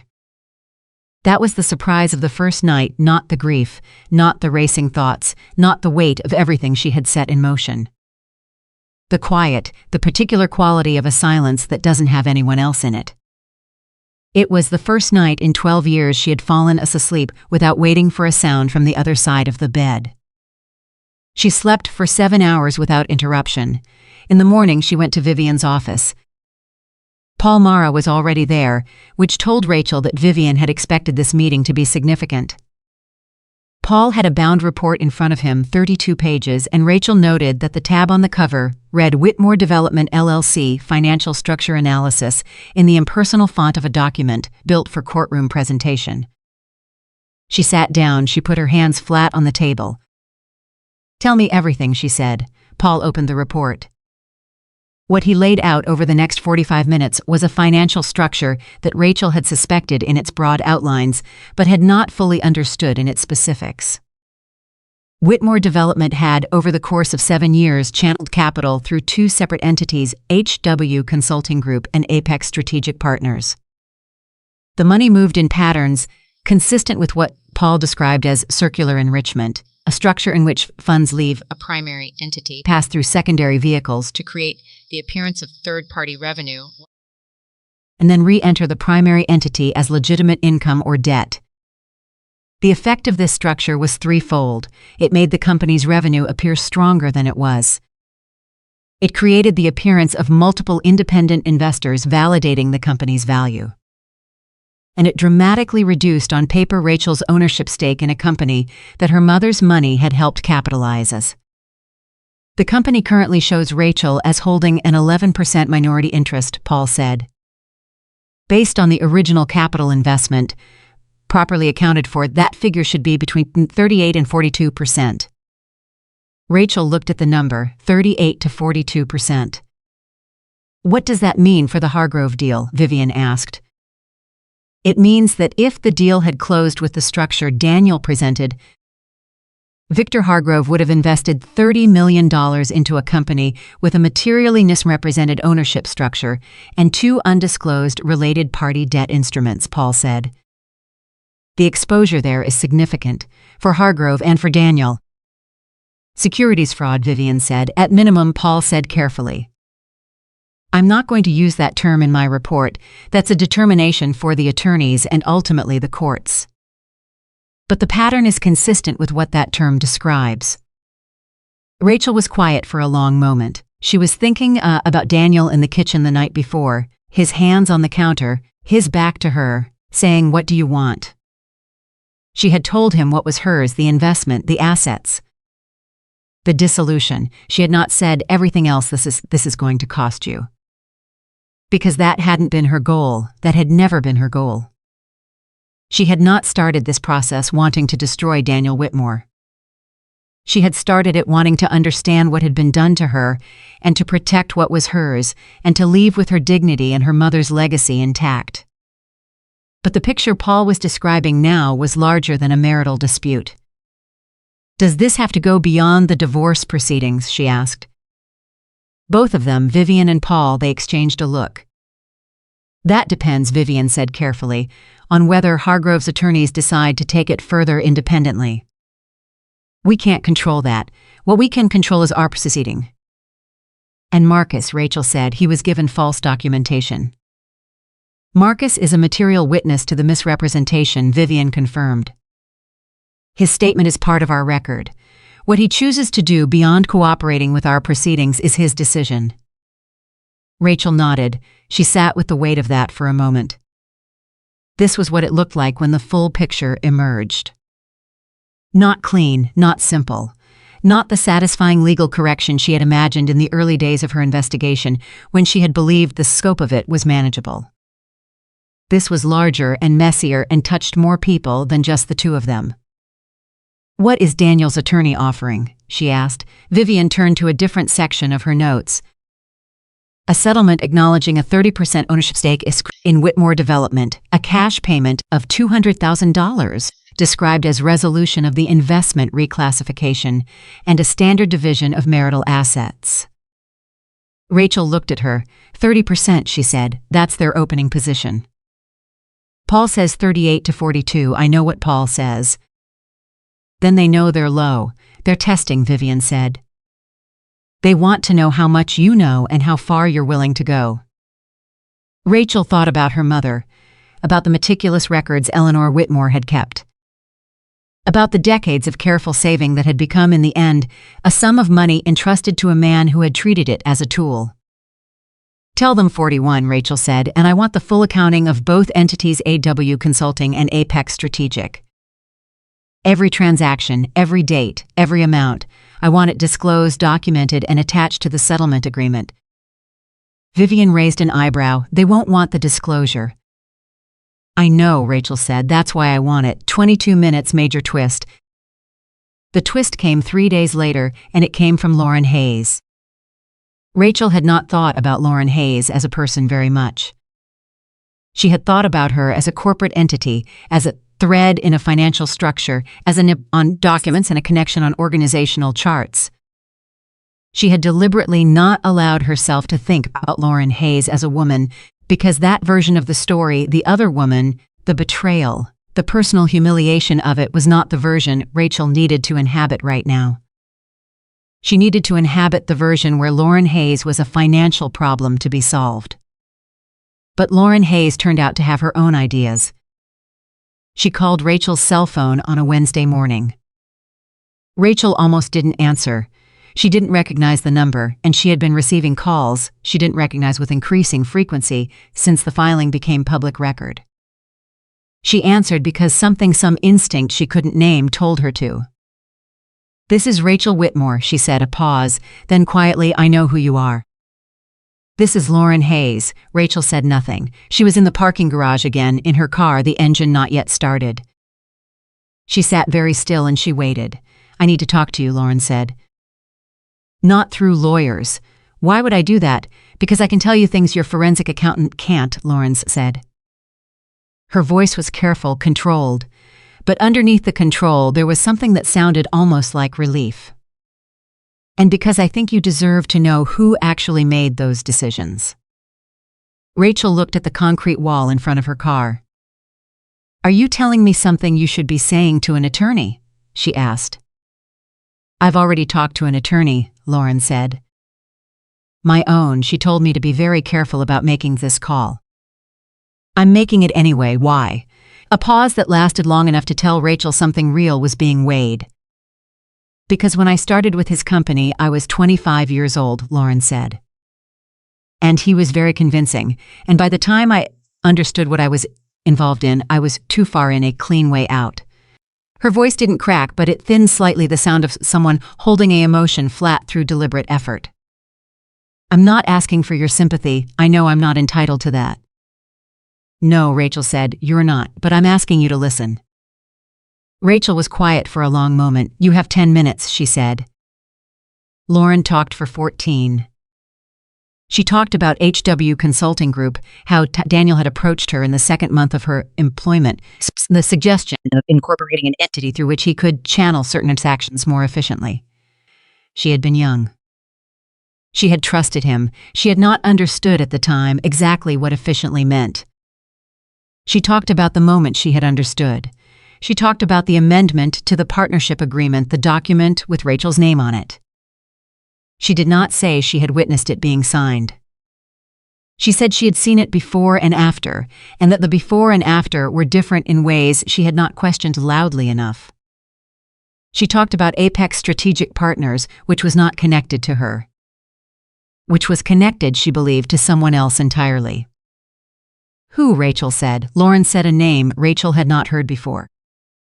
A man named Gerald Crane, who was not a business associate of Daniel's in any public capacity, but who had, according to Lauren, been involved in the financial structure of Whitmore Development from its earliest days. A silent partner whose role had never been documented and whose connection to the company existed only in the cash flows that Paul Mara had been following. Rachel wrote the name on the back of a receipt she found in her bag. Gerald Crane, why are you telling me this? Rachel said. Because Daniel told me the Hargrove deal would change everything, Lauren said. And when I found out what that meant, what it meant for his wife, for the money she'd inherited from her mother, I told him I wanted out. That was 2 months ago. Her voice was very quiet now.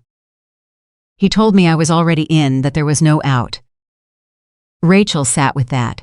She thought about a 25-year-old who had been convinced by a confident man that efficiency was a reasonable thing to help create. She was not ready to feel sympathy for Lauren Hayes. She might never be ready for that, but she was able to recognize with the professional clarity that had been carrying her through all of this, that Lauren Hayes was not the architect of what had happened to Rachel's mother's money. She was a participant, but she was not the architect. Would you be willing to give a formal statement? Rachel said. My attorney is drafting one, Lauren said. I wanted you to hear it from me first. Rachel said nothing for a moment. Thank you for calling, she said finally. It was not forgiveness, it was not absolution, but it was the truth. She was, in a specific and limited way, grateful for the call. She hung up. She called Vivian immediately. Lauren Hayes just called me, she said. She heard Vivian stop moving on the other end. Directly? Directly, she's giving a formal statement, and she gave me a name. Rachel looked at the receipt. Gerald Crane, she says he's a silent partner in Apex Strategic Partners. He's been involved since the company's beginning, and he's never been documented. The pause that followed was Vivian doing what Vivian did, processing, calculating, understanding the implications before she spoke. If there's an undisclosed, silent partner with equity in the company, Vivian said slowly, and that partner's involvement has been concealed from co-investors, from the court, and potentially from the IRS, then the scope of what we're looking at has just changed significantly. I know, Rachel said. Rachel, this is Vivian. Stopped. Started again. This goes beyond the divorce settlement. I know, we may need to bring in. I know, Rachel said again. Let's meet this afternoon. She drove out of the parking garage. She drove to work. She sat at her desk. She reviewed a client file she barely saw. And she thought about Daniel in the kitchen, asking, what do you want? As if what she wanted was the thing that would determine what happened next. What she wanted was simple. What she wanted had always been simple. The truth accounted for completely. She had simply not known when she started how much truth there was. That afternoon, the three of them, Rachel, Vivian, and Paul, sat in Vivian's conference room with the full picture spread across the table for the first time. The entities, the transactions, the timeline, the names. Lauren's account of the partnership amendment, the Gerald Crane thread that needed to be followed before it could be fully evaluated. Paul looked at it the way he looked at everything, with the calm of a man who has seen large financial disaster before and knows that the first thing you do is not panic, but map. "This is bigger than a divorce case," he said. "Yes," Vivian said. "You're going to make a decision about how far this goes," Paul said to Rachel. "Because the forensic trail doesn't stop at the edge of the marriage. If we follow it to its natural conclusion, we're talking about a pattern of undisclosed financial activities spanning 7 years and involving at least 3 people." Rachel looked at the table. She thought about her mother's hands. Eleanor Whitmore's hands, which had been the careful, deliberate hands of a woman who had held every dollar she earned as if it were a small, living thing that required protection. Her mother had not been a wealthy woman. She had been a patient one. And patience over a lifetime had built something worth protecting. Rachel had not protected it the way her mother would have wanted. She was going to correct that. "Follow it," she said. All the way, Paul nodded. Vivian made a note.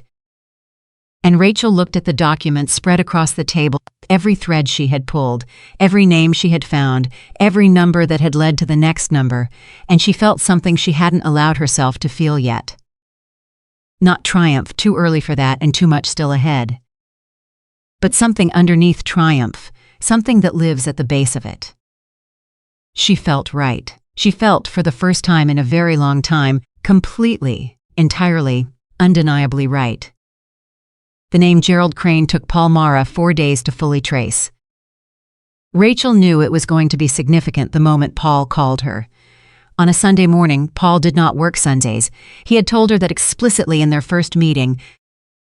He kept Sundays for his family and his garden, and the particular kind of silence that sustained him through the rest of the week.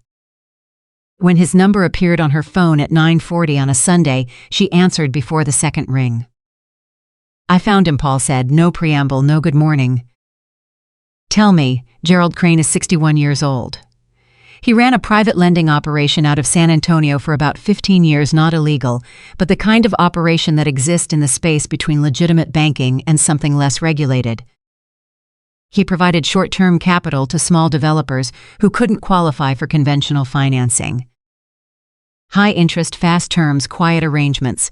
Rachel was already sitting up. And Daniel? Daniel Whitmore was one of his clients in the early years of the company, before the business had the track record to access conventional credit. Crane provided the seed capital that got Whitmore Development through its first 18 months. "How much?" $240,000, Paul said. "Never documented as equity, always structured as a personal loan." "But the repayment terms, Rachel, the repayment terms are what matters." Crane wasn't collecting interest in cash. She waited. "He was collecting it in ownership," Paul said. Every quarter, instead of an interest payment, Daniel transferred a fractional ownership stake.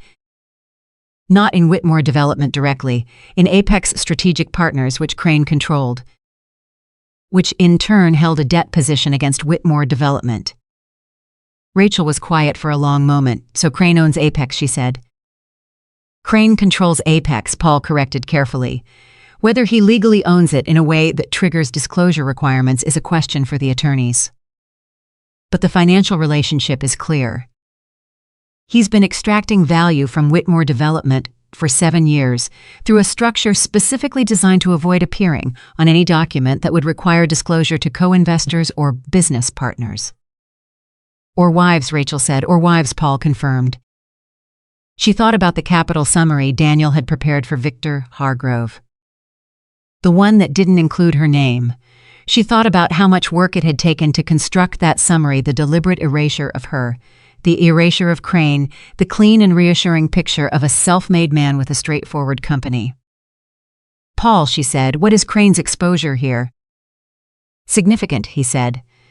"If the arrangement constitutes undisclosed equity interest, which I believe it does, then the failure to disclose it to co-investors, including you, is a material omission. Combined with the Hargrove solicitation, you're looking at potential securities violations that go well beyond the civil proceedings." "Does Vivian know?" "I'm calling her next," Paul said.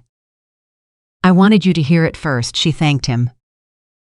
She sat in Caroline's guest room with the phone in her lap, and the Sunday morning quiet around her, and thought about Daniel 7 years ago. Young and hungry and not yet successful enough to be conventional. Taking money from a man like Gerald Crane because it was available and he was in a hurry. Making a deal he thought he could manage. She thought about how deals like that have a way of growing around you until you can't remember a version of yourself that existed before them. She almost felt something adjacent to understanding. Not forgiveness, not sympathy, but the recognition that the person who makes the first bad decision and the person who is still making bad decisions 7 years later are connected by a chain of smaller ones. And at some point along that chain, there are moments where everything could have been different. Daniel had not taken those moments, he had taken the other ones. She got up, made coffee, and called Vivian. By Monday morning, the picture that had been assembling itself for 5 weeks was complete enough to be presented. Not complete in the sense of finished, these things were never finished. There would always be another thread, another implication, another discovery at the edge of the one before it. But complete enough that Vivian could walk into a room with the other side's attorneys and make them understand, with total clarity, the position they were actually in. The meeting was scheduled for Wednesday. Daniel's attorney was a man named Robert Calloway, a capable, experienced family law attorney who had been practicing in Austin for 30 years and who had, Rachel gathered, been doing his best to manage a client whose situation kept becoming more complicated. She had seen his name on enough documents by now to have formed a professional impression of him, methodical, not flashy, the kind of attorney who preferred resolution to theater and who was probably, by this point, deeply frustrated with the gap between what his client had told him and what kept emerging from the evidence. Vivian prepared Rachel the afternoon before. "They're going to make a new offer," Vivian said. Calloway called this morning. He knows about the Crane connection. Paul's report went to both sides this morning, and he knows about Lauren's statement. He's not going to try to defend the capital structure anymore. What will they offer? I don't know yet, but I think they're going to come significantly closer to what you want. Vivian paused. "Here's what I need from you tomorrow. You don't have to perform anything. You don't have to be angry or forgiving or emotional in any direction. You just have to be exactly what you are." "What's that?" "The person who found everything," Vivian said simply. "That's the most powerful thing you can be in that room.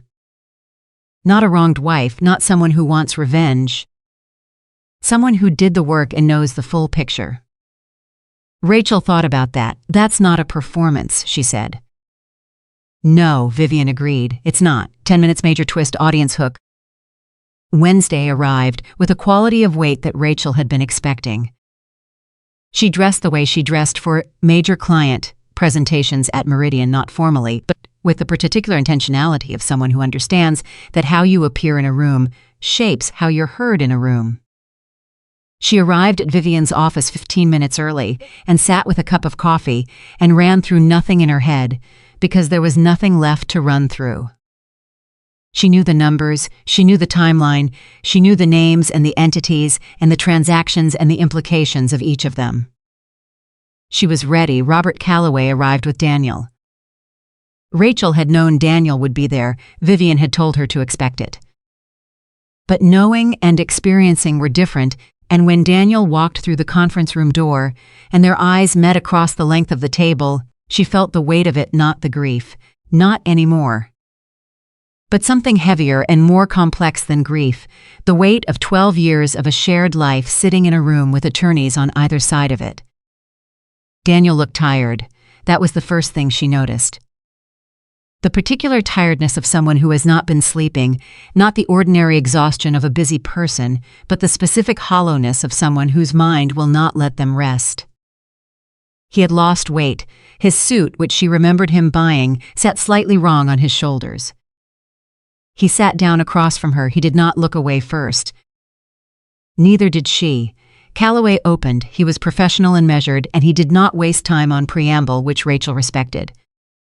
"My client acknowledges that the financial structure of Whitmore Development, LLC, as currently documented, presents significant questions regarding the allocation of ownership interests." He is prepared to negotiate a resolution that addresses Mrs.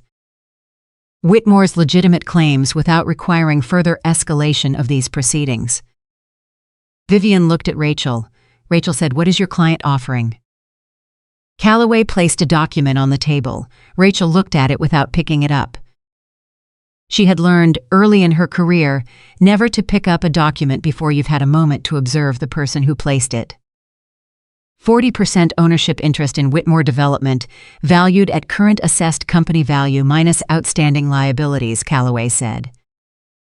Full accounting and disclosure of both HW Consulting Group and Apex Strategic Partners, attached to the settlement agreement as exhibits.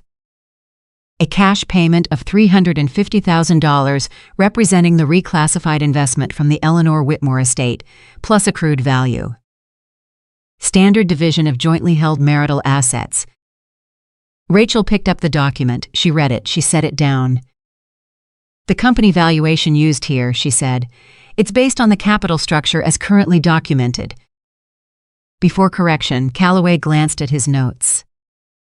The valuation was conducted by before the Crane connection was established, Rachel said. Before the reclassification was reversed on paper. The true valuation of the company with my ownership interest correctly reflected, and the Apex debt instrument properly categorized is different from this number. Calloway looked at her, then at Vivian. Vivian said nothing. She didn't need to, Rachel continued. I want an independent valuation conducted post-correction. Whatever that number is, 40% of it is what we're discussing. Not 40% of a number that reflects the structure as it was built to disadvantage me. Daniel moved for the first time since he'd sat down. Not much, a slight shift in his posture, the smallest forward lean. The company is already under pressure from the Hargrove situation. If we go back and revalue under litigation conditions. Daniel, Calloway said quietly. Daniel stopped. He looked at his attorney. Something passed between them, the particular look of a client being managed, being reminded to let the professionals handle it. He sat back. Rachel watched him do it. We're not negotiating against a pressured company value, she said. We're negotiating against the real one. Calloway was quiet for a moment. He made a note. I'll need to consult with my client. Of course, Vivian said. We'll take a short break. Rachel stood.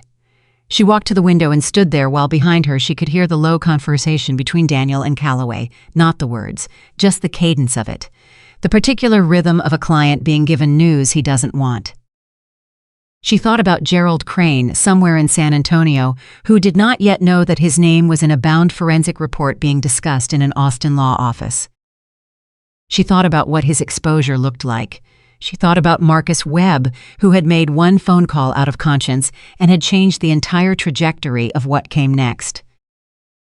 She thought briefly and with a clarity that surprised her that she did not want Daniel to go to prison. She examined that thought carefully, the way she examined everything. Turned it over, checked it for sentimentality, for misplaced loyalty, for the particular kind of softness that 12 years of shared life can produce even when the life had been what it had been.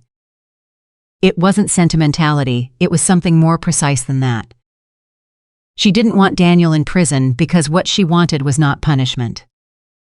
What she wanted was accounting. The word in its truest financial sense, every dollar traced, every decision documented, every misrepresentation corrected on the record. She wanted the truth to be the permanent, unalterable version of what had happened. Prison or no prison, the truth would be the truth. What happened to Daniel after the truth was established was not, ultimately, her concern. Calloway touched her arm as she turned back from the window. Mrs. Whitmore, my client would like a moment to speak with you directly. Rachel looked at Vivian. Vivian looked at her steadily with the expression that said, this is your call. 2 minutes, Rachel said. Calloway stepped out of the room. Vivian followed, closing the door quietly behind her. Rachel sat back down across the table from Daniel. He looked at her for a long moment. I don't know how to do this, he said finally. Do what? This? He gestured vaguely at the table, the documents, the room, the whole apparatus of what their marriage had become. I don't know how to sit across from you and negotiate like you're someone I need to defeat." "I'm not asking you to defeat me," Rachel said. "I know." He pressed his hands flat on the table. "I know that. That's the part I keep not being able to get around." He looked at her. "You're not angry. I've been angry," she said. "I'm past it." "What are you now?" She thought about it. "Clear," she said. He was quiet. Daniel. She kept her voice even, not cold. She didn't want cold. Cold was its own kind of performance. "I'm not trying to take something from you. I'm trying to get back what was taken from me. Those are different things. If you understand that difference, this goes faster and costs less and ends without anyone going to a place neither of us wants this to go." He looked at her for a long time. "Gerald Crane," he said. "It was not a question. Yes. That was a mistake I made before I fully understood what it was going to cost." His voice was quiet. Not quite defeated. Daniel Whitmore was constitutionally incapable of fully defeated, but something close to honest. "Most mistakes are," Rachel said. "I should have told you." "Yes, I couldn't figure out how to get out from under it and tell you at the same time, and the longer I waited, the more impossible both things became." "I understand the logic of that," Rachel said. "I don't forgive it." "But I understand it." He nodded once, slowly. "What do you actually need?" he said. "Not the legal version, not the numbers, you." Rachel thought about her mother's hands again. She thought about $340,000 of patient, careful accumulation. "I need it on the record," she said, "all of it, correctly. Permanently, I need my mother's investment accounted for as what it was. I need my ownership interest reflected as what it actually is. And I need to walk away from this with enough to build something of my own without anything attached to you or to this or to any of it." He was quiet for a moment. "The independent valuation," he said. "Yes." Another pause. "Okay," he said. It was such a small word for the size of what it meant. "Okay," she said. She called Vivian back into the room. 20 minutes audience retention hook, mini climax. The independent valuation took 11 days. Rachel did not find those 11 days easy. The active, purposeful work of the past 5 weeks had given her structure, and without an immediate next task, she felt the edges of things she had been efficiently, not feeling the grief she had rationed in 11-minute increments. The loneliness that was different from solitude, the particular sadness of ending something you had once genuinely loved. She went to work. She talked to Caroline every evening. She had dinner with Vivian once, outside the professional context, and they talked about their mothers and their careers and the specific exhaustion of being the person in the room who always has to be the most prepared. "Do you miss him?" Caroline asked one evening. Rachel thought about it honestly. "I miss who I thought he was," she said. "I miss the person I believed I was married to. That person doesn't exist. So what I actually miss is a version of the past 12 years that also doesn't exist." "That's a strange thing to grieve. It's still grief," Caroline said. "Yes," Rachel agreed, "it is." The valuation came back on a Thursday. The corrected ownership structure with Rachel's 40% interest properly reflected, the Apex debt instrument reclassified from third party to related party, and the circular enrichment adjustments made to the revenue figures produced a company value that was, in some ways, lower than Daniel had presented to Hargrove, and in other ways more stable. The inflated revenue picture disappeared. What remained was a real company, a genuinely viable operation worth less on paper than Daniel had claimed, but worth it honestly. 40% of that honest number was $218,000 more than what the original settlement had offered. Rachel sat in Vivian's office and read the number and felt nothing theatrical about it. She felt something simpler, the satisfaction of a correct answer to a problem that had taken a long time to properly formulate. "Callaway called this morning," Vivian said. "They've accepted the independent valuation." "All of it?" "All of it. The full disclosure exhibits, the corrected ownership interest, the cash payment recalculated to reflect the independent assessment." Vivian looked at her. "Rachel, we won." Rachel nodded. She had known they would. Not from arrogance. She had never been arrogant about this. There had been too many moments where the picture could have shifted, too many variables she couldn't control. But she had known from the very early days of her investigation that the truth was on her side in the most literal and verifiable sense. And the truth properly documented and correctly presented wins. Not always, not in every courtroom, not without cost and time and the willingness to hold your position through a great deal of pressure. But it wins. The settlement agreement was signed 9 days later. Rachel sat at Vivian's conference table with a pen in her hand and the final document in front of her, and she read every page. Every single page. She did not rush. She did not sign anything she had not fully read. She had learned expensively and permanently not to do that. When she got to the last page and signed her name, she felt the pen move with the particular weight of something final. She set it down. She looked at her signature, Eleanor Whitmore's daughter. Her name on a document that said clearly and permanently, this is what belongs to her. Major twist. 28 minutes. The twist she had not anticipated arrived 2 days after the settlement was signed. It did not arrive from Daniel. It did not arrive from Vivian or Paul. It arrived in a form Rachel would not have predicted. A letter, handwritten, to Vivian's office as it's addressed to Rachel personally. The handwriting on the envelope was careful. The return address was a San Antonio law firm. Rachel opened it at Vivian's desk, standing up, because she had learned by now to open unexpected things while in a position to respond quickly. Inside was a single page, handwritten in the same careful script. It was from Gerald Crane. She had not expected Gerald Crane to contact her. She had not expected Gerald Crane to do anything except retain attorneys and go quiet and to see situation from a position of carefully maintained distance. That was what people in his position did. That was the rational move. The letter was not the rational move. It was, instead, something she had not encountered in any version of this process. It was an apology, not a legal apology, not the carefully worded expression of regret that attorneys construct to satisfy liability requirements without constituting admission. A real one, 3 paragraphs, handwritten, from a 61-year-old man who had spent his career in the spaces between legitimate business and something less legitimate, and who had, apparently, been sitting with a specific weight since Paul Mara's report had made his name known to the parties in the proceeding.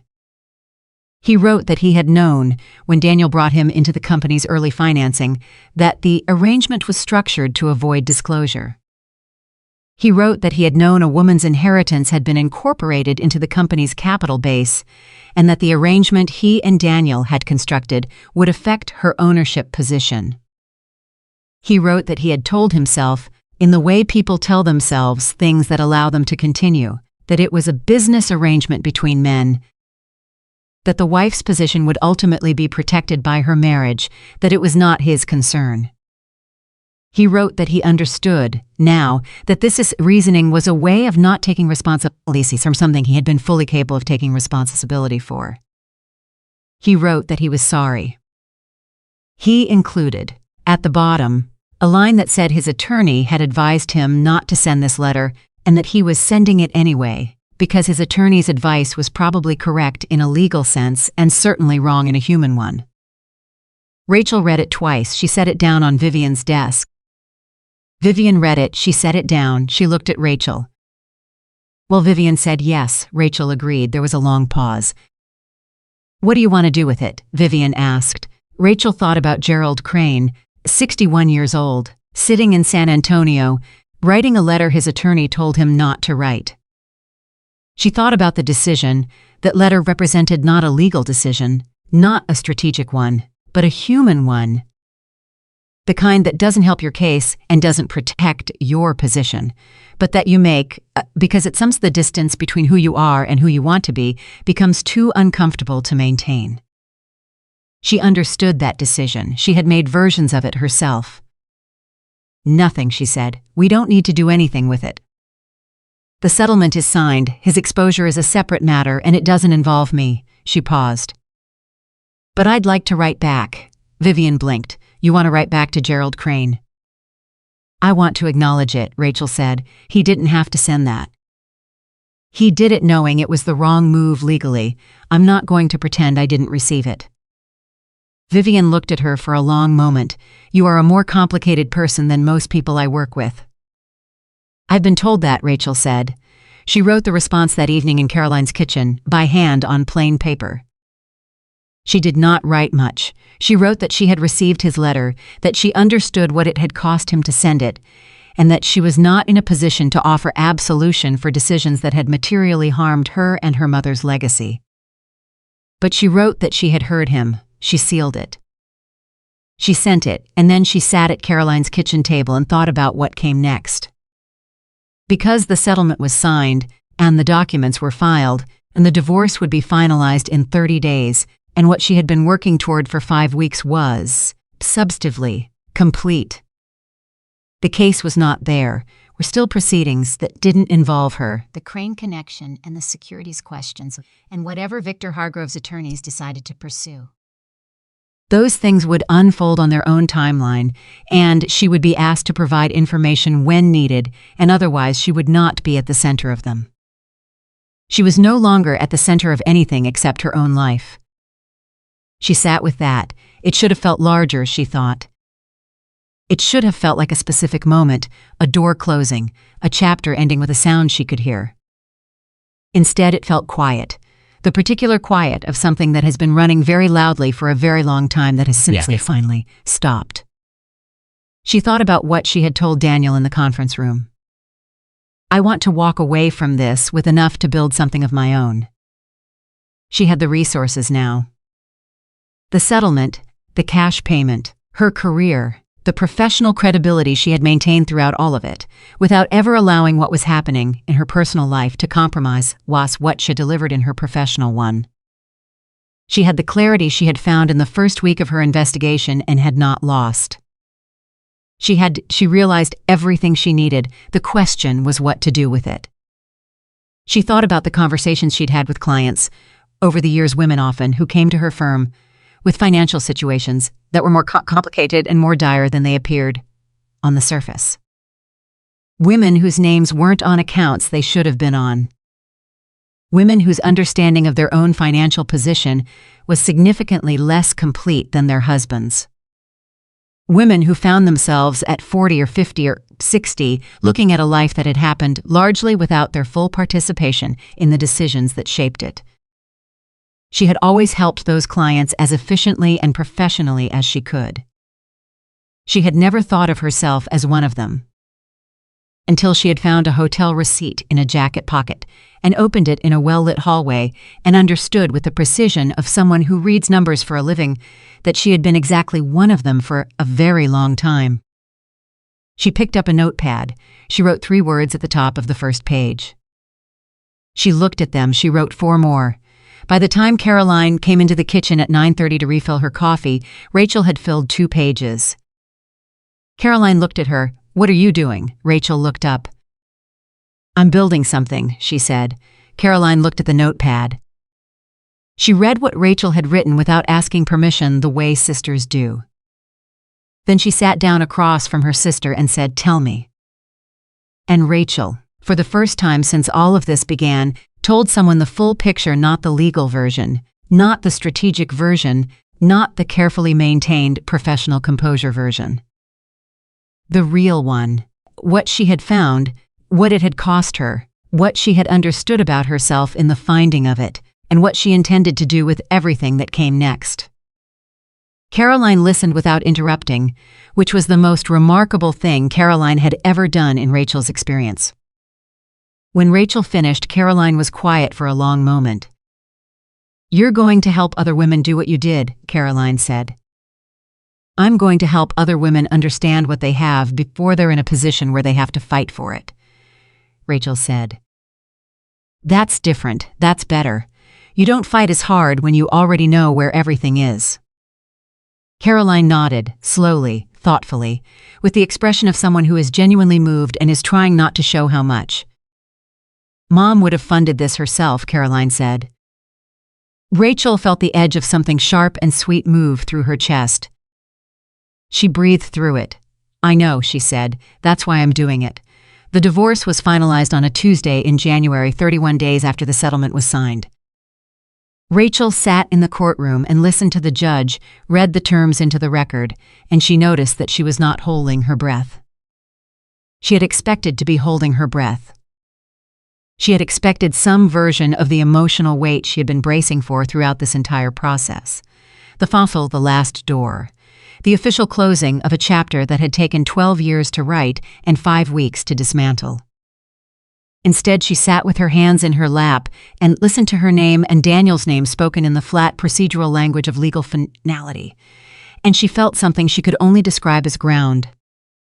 Solid, level, the feeling of standing on a surface that will hold you.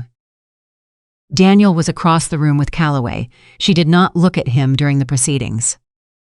Not from cruelty, she had moved past the versions of this that required cruelty, but because there was nothing left in that direction that she needed.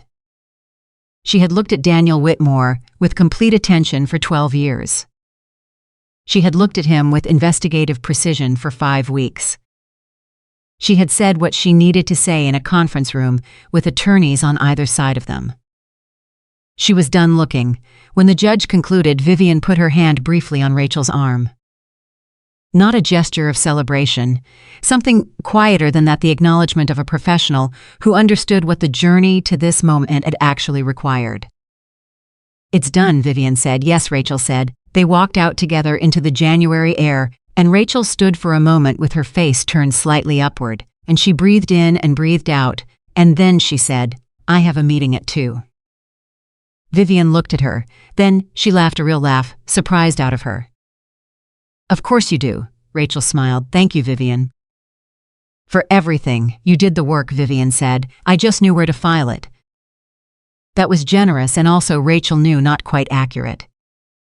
Vivian had been precise and fearless, and had moved at a speed that had made the difference between a deal closing and a deal stopping. But Rachel accepted the generosity and the spirit it was offered, because she had learned, in the past several weeks, that accepting what people gave you honestly was its own form of strength. She drove to her 2:00 meeting. The meeting was with a commercial real estate broker named Diane Okafor, who came highly recommended by 2 people Rachel trusted and who had, over the phone, demonstrated an efficient, no-nonsense approach to the task of finding Rachel the right space for what she was building. Rachel had spoken with 4 brokers before Diane. Diane was the only one who had asked, in the first 2 minutes of their initial call, "What does space need to say about you?" Rachel had liked that question very much. They met in a building on South Congress on the 3rd floor in a corner space with good light and enough square footage to be serious without being grandiose. Rachel walked through it the way she walked through everything, methodically, noting what was there and what wasn't, calculating what it would take to turn what existed into what she needed. "How many staff to start?" Diane asked. 2, Rachel said. "Myself and an associate. We'll grow from there. Timeline for opening?" 90 days, Rachel said. "I want to be operational by April." Diane made a note. "What's the firm?" Rachel looked at the empty space. She had been thinking about the name for 3 weeks. Turning various options over with the same care she applied to everything else. She had considered her own name straightforward, professional, the obvious choice. She had considered something more abstract, something that spoke to the nature of the work without being personal. In the end, she had come back to something simple, something that said exactly what she meant. "Whitmore Financial Clarity," she said. "The practice will focus on financial consultation for women navigating significant life transitions. Divorce, inheritance, late-stage career changes. Women who need someone to sit across from them and explain exactly what they have and exactly what they're entitled to." Diane stopped writing. She looked at Rachel. "I'm going to enjoy helping you find this space," she said. Rachel smiled. "Good, let's see the rest of it." 8 minutes audience retention hook. The 90 days that followed were the most purposeful Rachel had felt in years. She gave her notice at Meridian 2 weeks after the divorce was finalized. Gerald Ostrowski took it with the particular equanimity of a man who had seen exceptional people leave before and understood that holding them was not the right response. "I always thought you were running something here that was slightly too small for you," he said. He was not a sentimental man, which was one of the things Rachel had always respected about him. "What's the firm?" she told him. He nodded slowly. "If you need a reference, call me, and when you need to refer something that's above your capacity, call me for that too." "Mutual referrals," Rachel said. "That's how the good ones work," he said. She left Meridian on a Friday afternoon with a box that was smaller than she'd expected, 15 years of her professional life that fit, apparently, into something she could carry with one hand. She stood in the parking garage for a moment, box balanced on her hip, and thought about the last time she'd been in this garage, turning her life over the call with Lauren Hayes, the Vivian texts, the days of sitting in her car running numbers in her head while the engine idled. She had done a lot of important thinking in parking garages. She drove to the new office space, which was now hers. She set the box down on the floor in the empty room. She stood in the middle of it. It smelled like fresh paint and possibility, which was either the most cliched thing she had ever thought or the most accurate, and she decided it was both, and that was fine. Her associate came on board in February. Her name was Simone Adler, 28 years old, fresh out of her CPA certification, meticulous and direct and possessed of the specific quality Rachel had looked for in the interviews, the ability to listen to a complicated situation without letting her own emotional response crowd out the analytical one. Rachel had interviewed 7 candidates. Simone had been the only one who, when presented with a hypothetical case involving a woman who hadn't reviewed her own accounts in 3 years, had said not "that's unfortunate" or "that's understandable," but instead, "Okay, where do we start?" That was the answer Rachel had been waiting for. They spent February building the infrastructure, the compliance framework, the service menu, the intake process, the referral network. Rachel called every attorney, every financial professional, every banker she had worked with or trusted over the course of her career, and she explained what she was building and why, and she asked them to send her the clients who needed it. Almost all of them said yes immediately, because almost all of them, it turned out, had women in their practice who needed exactly what Rachel was describing. Women who were in the middle of divorces or estate settlements or late career financial resets, and who needed someone to translate the numbers into language that felt like truth rather than strategy. The first client walked in on March 3rd. Her name was Patricia. She was 64 years old. She had been married for 38 years to a man who had managed all of their finances with her general awareness, but not her detailed understanding. He had died the previous year, and she was sitting inside an estate that was more complex than she had expected, with an advisor she didn't entirely trust and a son-in-law who had strong opinions about what should happen with the house. She sat across from Rachel in the new office, which still smelled faintly of paint, and she said, "I just need to understand what I actually have. Everything everyone is telling me sounds right, but I can't verify any of it." Rachel looked at her. She thought about her own mother. She thought about Eleanor Whitmore's careful records and her hard-won savings and the trust she had placed in the wrong person's hands. "Then we're going to verify all of it," Rachel said. Together, starting today. Patricia left 2.5 hours later with a clear picture of her actual assets position, a list of 3 questions she needed to ask her estate attorney, and the particular expression of a woman who has been carrying a weight she couldn't fully see and has suddenly been shown where to set it down. Rachel sat alone in the office after she left. She thought about the word that Paul Mara had used in the very beginning, when he was still mapping the shape of what Daniel had done. Reclassified, such a neutral word for such a specific harm.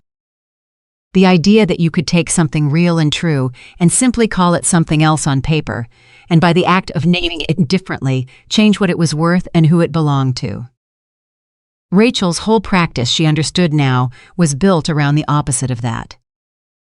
Around the idea that naming things correctly, calling what you have by its actual name, knowing its actual value, understanding exactly where it lives and who controls it, was not a technical skill but a form of protection. A form of power that women had historically been encouraged in various ways not to seek. She was seeking it for herself and now for others. 14 minutes, major twist. The twist she had not anticipated, the one that arrived in the middle of building something new, came in the form of a phone call from Vivian on a Wednesday afternoon in late March. Rachel was at her desk, reviewing Patricia's case notes when the phone rang, and she answered it expecting something routine, a document to sign. A procedural update on one of the ancillary processes that were still working their way through the system. It was not routine. Daniel called Calloway this morning, Vivian said. He's filed a counter motion. Rachel set down her pen. On what grounds?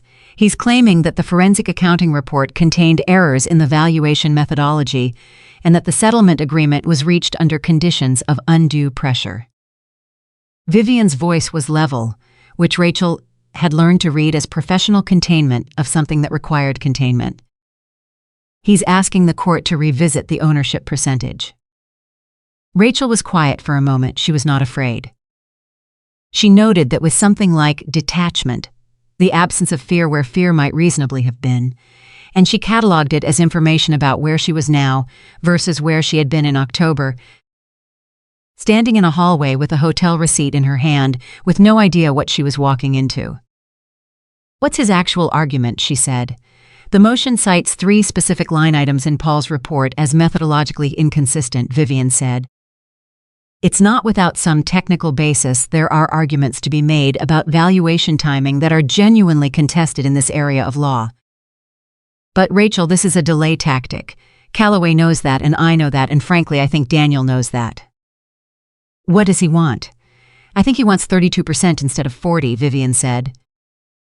I think he watched the business stabilize slightly after the Hargrove situation resolved, and he did the math, and the difference between 32 and 40 at the new valuation number is significant enough that he's willing to try. Rachel turned this over. When's the hearing? 6 weeks. Then we have 6 weeks to make his argument untenable, she said. I was hoping you'd say that, Vivian said. I'll call Paul. Rachel hung up and sat with the development for a moment. She thought about Daniel 7 weeks after a finalized divorce, Daniel in a stabilizing business, Daniel doing the math. She was not angry, she was not surprised. She was, if she was honest, almost respectful of the move in the purely strategic sense, the way you can respect a chess move even when it's directed against you. He was not going to win, but she gave him the professional credit of acknowledging that he had looked for the angle and found him one worth trying. She called Paul herself. I heard, he said before she spoke. How confident are you in the methodology? Completely, he said.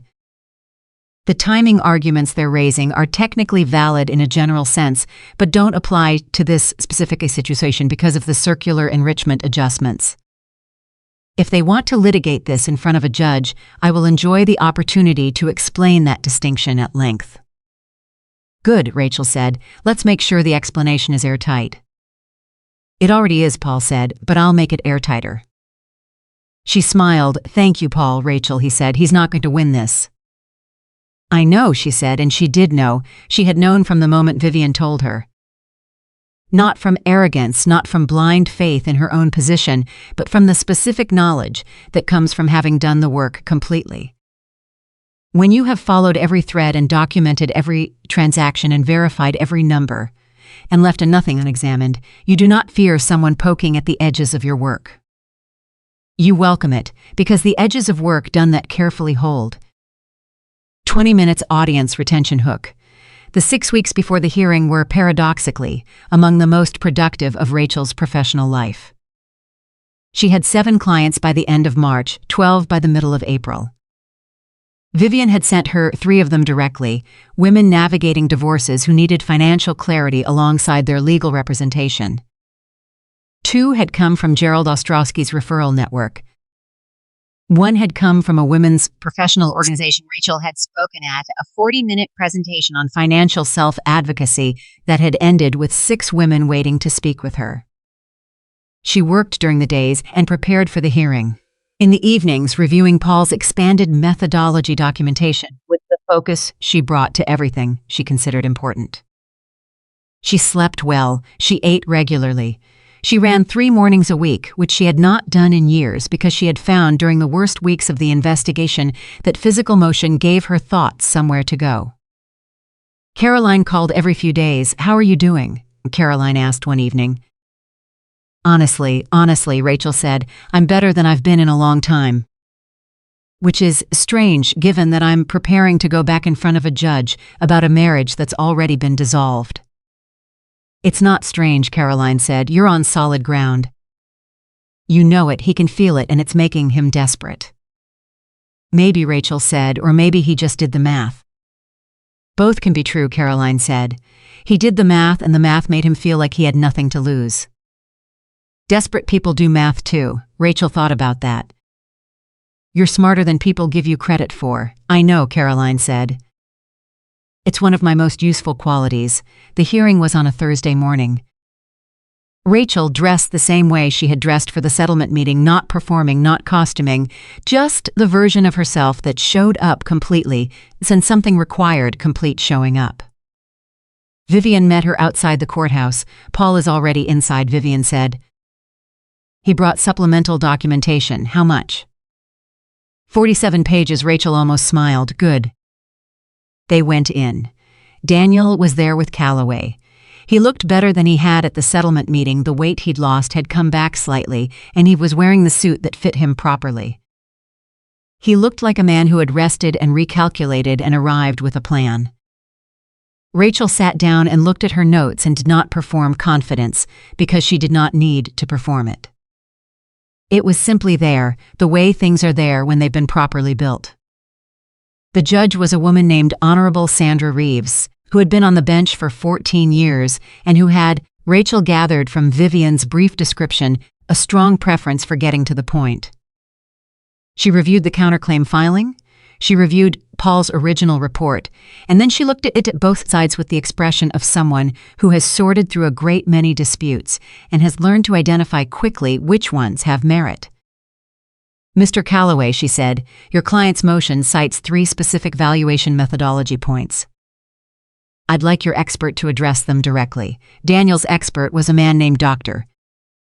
Frederick Alston, a credentialed valuation specialist who was articulate and professional and made his 3 points clearly and with appropriate technical grounding. Rachel listened to all of it without expression. She had read all of it already. When he finished, Judge Reeves looked at Paul. Paul stood. He was, as always, quiet and precise and completely without theater. He addressed each of the 3 points methodically. And for each one he explained language clear enough for a non-specialist to follow and specified by technical scrutiny, why the general valuation principle being cited did not apply to this particular situation, given the circular enrichment structure, the related party reclassification, and the specific timeline of the capital movements. He did it in 22 minutes. When he sat down, the courtroom was quiet for a moment. Judge Reeves looked at her notes. She looked at Paul's supplemental documentation, which her clerk had provided. She turned several pages, then she looked up. "I'm going to be direct," she said. "The counterclaim methodology arguments are technically grounded but contextually inapplicable. The valuation in the original settlement reflects a corrected capital structure that the court already accepted as accurate. I don't find a basis to disturb the settlement terms." She set her notes down. "The motion is denied." 3 words, "The motion is denied." Rachel sat very still for a moment. Then she wrote those 3 words on the notepad in front of her, in her own careful handwriting. Not for the legal record, for herself. She wanted to see them in her own hand. 28 minutes. Final major twist. What happened next was the thing Rachel had not predicted. Calloway requested a brief recess, and when they came back, he asked to address the court with a statement from his client. Judge Reeves looked at Vivian. Vivian raised no objection, with the controlled expression of someone who was as surprised as everyone else, but was not going to show it. Daniel stood. He stood without notes, without preparation, or without the visible evidence of it. He stood the way a man stands when he has decided to say something and has accepted that the saying of it is going to cost him something he can't get back. He looked at Rachel, not at his attorney, not at the judge. At Rachel. "I want to state for the record," he said, and his voice was quiet enough that the courtroom had to lean slightly toward it, "that the original settlement terms are correct.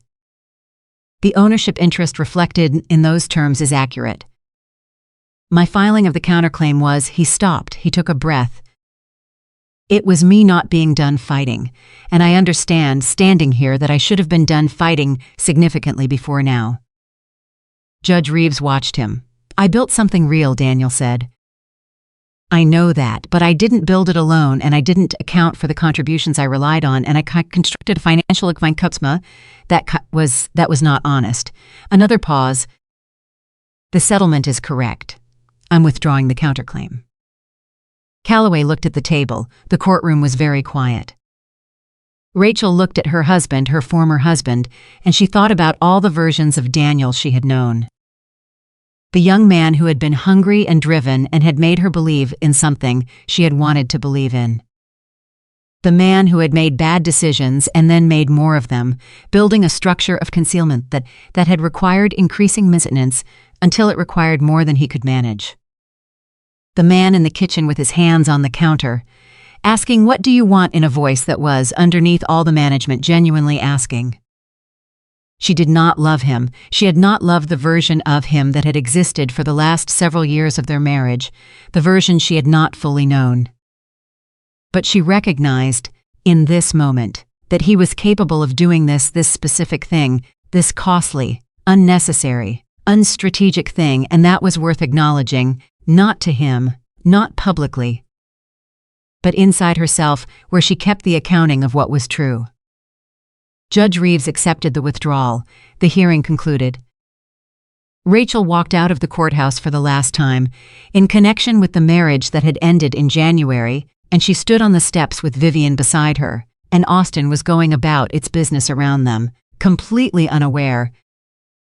And the air had the particular quality of early spring in Texas, warm enough to notice, cool enough to be welcome. That was not what I expected, Vivian said. No, Rachel agreed. How do you feel? Rachel thought about it, the way she always thought about things, seriously, honestly, without rushing toward an answer that sounded better than the real one. Finished, she said. I feel finished, Vivian nodded. Good finished or sad finished? Both, Rachel said. The good kind of both. They stood there for a moment. Then Rachel said, I have a client at 2. Vivian laughed again, the same surprised laugh as January. The one that Rachel had come to understand was Vivian's highest compliment, the laugh of someone who genuinely admires a quality they're witnessing. Go, Vivian said. Go build your thing, Rachel went. Audience retention hook final movement. The client at 2 was a woman named Margaret, 57 years old, referred by one of Vivian's colleagues. She had been married for 26 years. She was not divorcing. She was simply, as she explained in the intake call, realizing that she did not know enough about her own financial situation to feel secure in it, and she wanted to change that. Rachel sat across from her and listened to her, describe what she knew and what she didn't, and she asked the questions. She had learned tact, not the ones that made people feel embarrassed about the gaps in their knowledge, but the ones that mapped the territory accurately, so you could start from where you actually were. And she thought while she listened about Eleanor Whitmore. Her mother had kept every record, had saved every dollar with intention, had built something out of patience and discipline she believed would protect the people she loved. It had not protected Rachel in the end because Rachel had trusted someone else to manage what her mother had built. But it had given Rachel the inheritance of a way of thinking. A way of looking at numbers as information rather than abstractions. A way of understanding that clarity, real, specific, unambiguous clarity about what you have and what it's worth and who controls it, is not a luxury or a technical skill. It is a form of safety. It is sometimes the difference between a life you inhabit fully and a life that happens to you while you're looking somewhere else. That was what Rachel was building, not just a firm. Not just a practice, a place where the specific, clarifying question her mother never got to ask, and Rachel had to ask too late, could be asked early. Could be asked often. Could be answered completely and correctly by someone who had done the work of understanding both the numbers and the human being sitting across from them. Margaret left at 4:15 with a clear picture of her accounts, a list of documents she needed to consolidate. and the expression Rachel had begun to recognize in her clients, the particular settling that happens when someone who has been carrying uncertainty finally sets it down and finds that what's underneath it is manageable. Rachel sat alone in the office after the last light changed. She thought about October. She thought about a jacket pocket and a folded receipt and 11 minutes in the dark on the edge of a bed that was no longer hers. She thought about the hotel receipt as the beginning of the story, which it wasn't. It was just the moment the story became visible. The story had begun long before that. It had begun in the small daily surrenders, the questions she hadn't asked, the documents she hadn't read, the accounting she had trusted someone else to keep on her behalf. It had begun, possibly, in the moment she married a man who was comfortable, and the moment she allowed herself to become invisible in that comfort, because invisible felt, for a while, like peace. She had found her way back from invisible, not in one dramatic moment, not in a single act of confrontation or revelation or courage. In a series of small, deliberate decisions made in parking garages and late nights, and one conference room after another, each one building on the last, each one requiring her to stay clear-eyed when everything around her was trying to make her feel like she couldn't trust what she was seeing. She had trusted what she was seeing. She had followed every thread. She had built a case from the ground up, the way her mother had built a savings account, dollar by dollar, decision by decision, with patience and precision and the absolute refusal to accept a version of the truth that was less than complete. She stood up. She walked to the door of her office and looked at the lettering on the glass. The firm name she had chosen, her name and the word clarity and the commitment those two things together represented. She thought about Daniel's dare if you're so unhappy, leave spoken with the certainty of a man who had built a maze around her and believed she couldn't find the exit. She thought about what she had found instead, not just the exit. The map, the deed, the truth about every room. Rachel Whitmore turned off the light in her office, locked the door behind her, and walked out into a life that was entirely, unambiguously, completely her own, and she had the documentation to prove it.